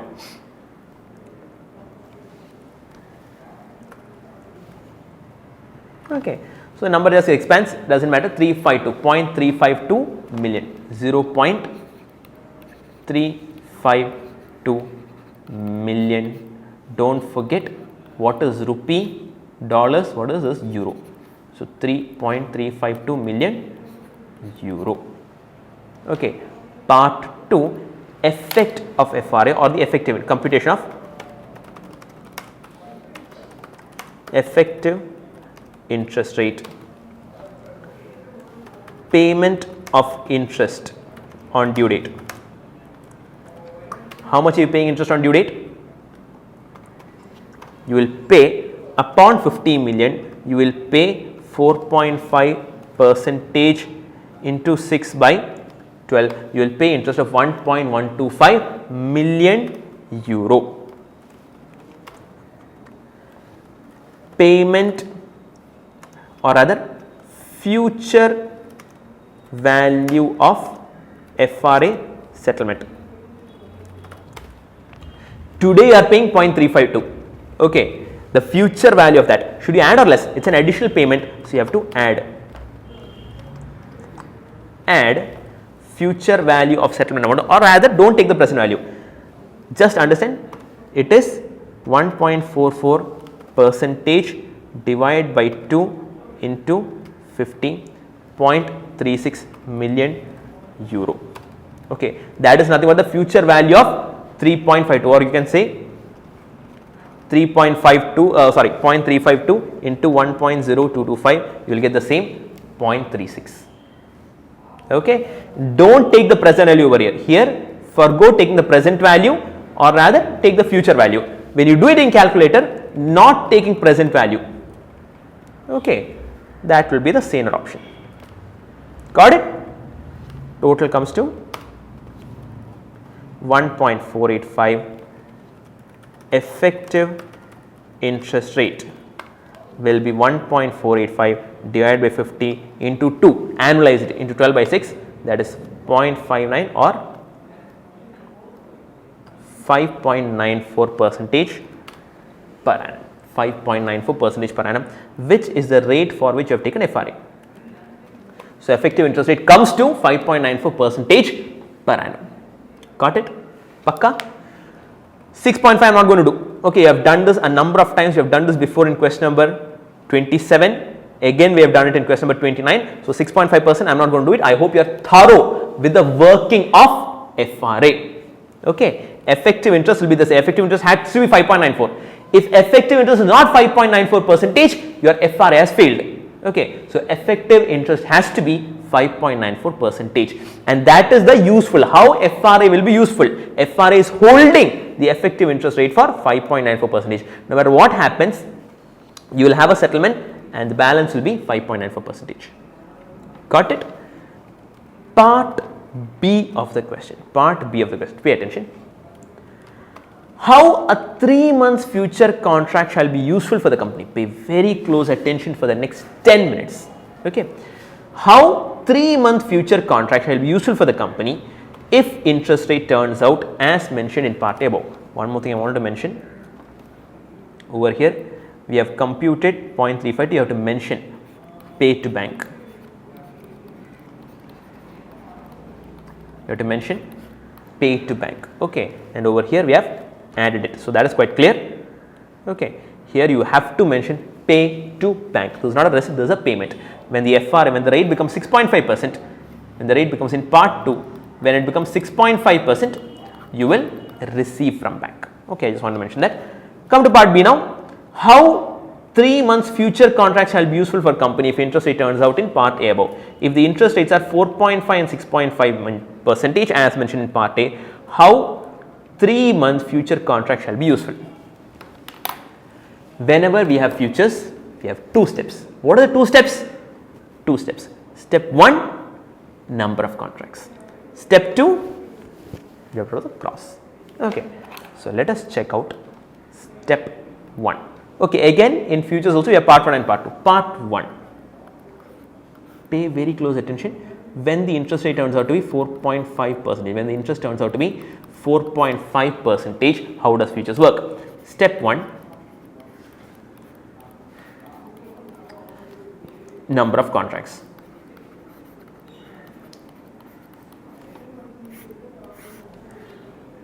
Number of contracts is equal to, pay attention, you want to hedge 50 million. You want to hedge 50 million. No beta. Okay. Now, each contract, each future contract has a size of a 3-month 50,000 euro future contract.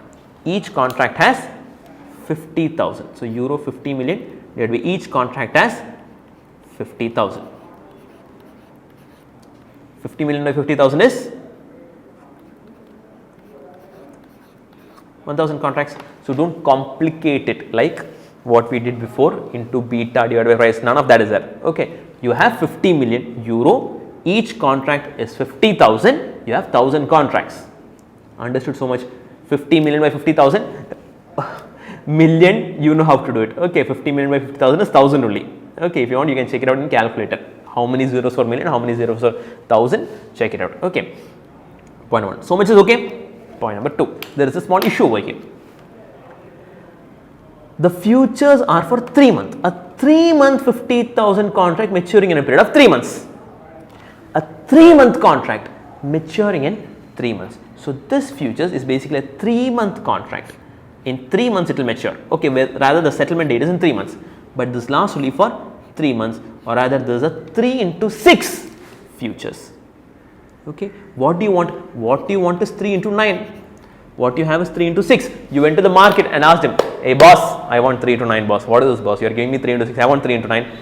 The market is telling you, chupchap beto, we have only 3 into 6. Okay, futures, understand, is an exchange traded instrument. You cannot negotiate with the other party and design it. You cannot customize futures. Okay, I want 3 into 9, another person wants 3 into 8, another person wants 3 into 7. You cannot customize it. Okay, what is available in the market is 3 into 6, you have to take it. Now you are in a dilemma. What to do? I want a contract that is for 6-month period. I want a contract that is for 6-month period. He is giving you a contract that is for 3-month period. What will you do? See, understand, you want 6 months, he is giving you only 3 months. Please pay attention, guys. You want interest for 6 months on 50 rupees. He is giving you interest only for 3 months. Now, you have to settle it. You want to settle it.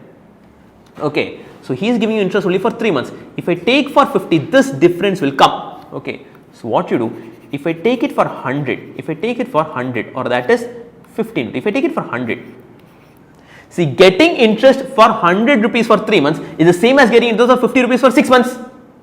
Tally it. This difference in time period will be compensated over here. So, similarly over here, understand, you are dealing with 3-month futures. You are dealing with 3-month futures, whereas you need interest for 6 months. So, for hedging to work, you have to double it. 1000 contracts is not sufficient. You need 2000 contracts. You need 2000 contracts. Okay. So, point number 1, step 1, understand, number of contracts is 50 million by 50,000 into 2000 contracts. 2000 contracts. Okay. Point number 1. Please pay attention. Number of contracts 2000. 50 million. You need to hedge. Each contract is for 50,000 rupees, 1000. But you have to adjust for the time period. You want interest for 6 months. He is giving you only for 3 months. So, for that you are doubling it. You need 2000 contracts. Now, what is step 2? Step 2 is cross. Come on. Okay. Step 2 is a cross. Today,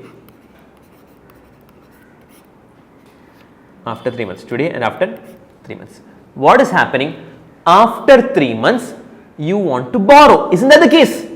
After 3 months you want to borrow. So over here, after 3 months in the cash, it's not an imaginary, you are not borrowing futures, you need actual cash market. After 3 months you want to borrow. So for that, what will you do? Here you have to lend, and here you have to lend, and here you have to borrow. Here you have to lend, and here you have to borrow. Okay. Now, what is the rate of futures? What is the rate of futures?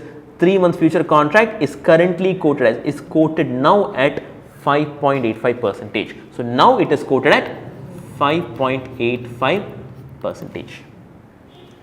After 3 months, the interest rate can become 4.5 or 6.5%. Let us consider option 1 where it becomes 4.5%. After 3 months, the market rate becomes 4.5%. Over here also, we know the cardinal rule. Future and cash market will become the same on the due date. So here it becomes 4.5%. Today, the future is quoted at 5.85. After 3 months in the cash market is looking 4.5. Over here also it will become 4.5. This is option 1. Option 2, you have to do it on your own. Okay, when it becomes 6.5. Understood? How did we do the cross? We know after 3 months you have to borrow. So our strategy is, here we have to lend, here we have to borrow. Now you are borrowing at 5.85 and you are lending at 4.5%. You have profit or loss? You will have a loss of 1.35%. You will have a loss of 1.35%. Understood? Now pay attention. Pay attention. Loss due to futures. Loss due to futures. Loss due to futures is equal to 1.35% into 3 by 12. 1.35% into 3 by 12. Why 3 by 12? Because you are dealing with 3 month futures. We are dealing with 3 month futures. Okay. So 1.35% only for 3 by 12. But don't worry. To compensate, see here we are taking 3 months, but to compensate that, instead we have taken 2000 contracts. If this was for 6 months, here you have to take only 1000 contracts. But sadly, this is for 3 months. So to compensate that, here itself we have taken 2000 contracts. You have thought ahead. In step 1, you took 2000 contracts, and each contract is for 50,000 euro. Understand? How do you get loss due to futures? You decide the strategy. Here it is borrow. After 3 months you have to borrow. So after 3 months in the future market you have to lend. So today in the future market you have to borrow. You decide the strategy. You are borrowing at the current rate. Today futures is quoted at 5.85. After 3 months it will become 4.5. You have a loss of 1.35%. 1.35% is 3 months futures. So 1.35 into 3 by 12 into 2000 contracts. Each contract is for 50,000 euro. So what does that come to? 1.35% into 3 by 12 into 2000 contracts, into each contract is for 50,000 euro. You will get a total of 3,37,500. You will get a total of euro 3,37,500. You will get a total of 3,37,500. This is a loss due to futures. Mark that as point number 1. Point number 2. See, so futures is settled. Futures over here, you have 1.35% loss, that is settled. Now you will borrow at 4.5%. You will borrow at 4.5%. You will borrow at 4.5%. Interest on borrowing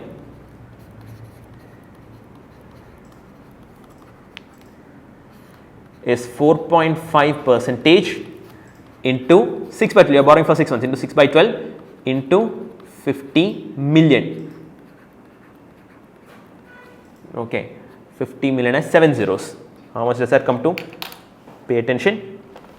Is equal to 4.5% into 6 by 12 into 50 million euro. You will get 11,25,000. You will get euro 11,25,000. interest on borrowing is 11,25,000. You have loss from futures of 3,37,500. Total payment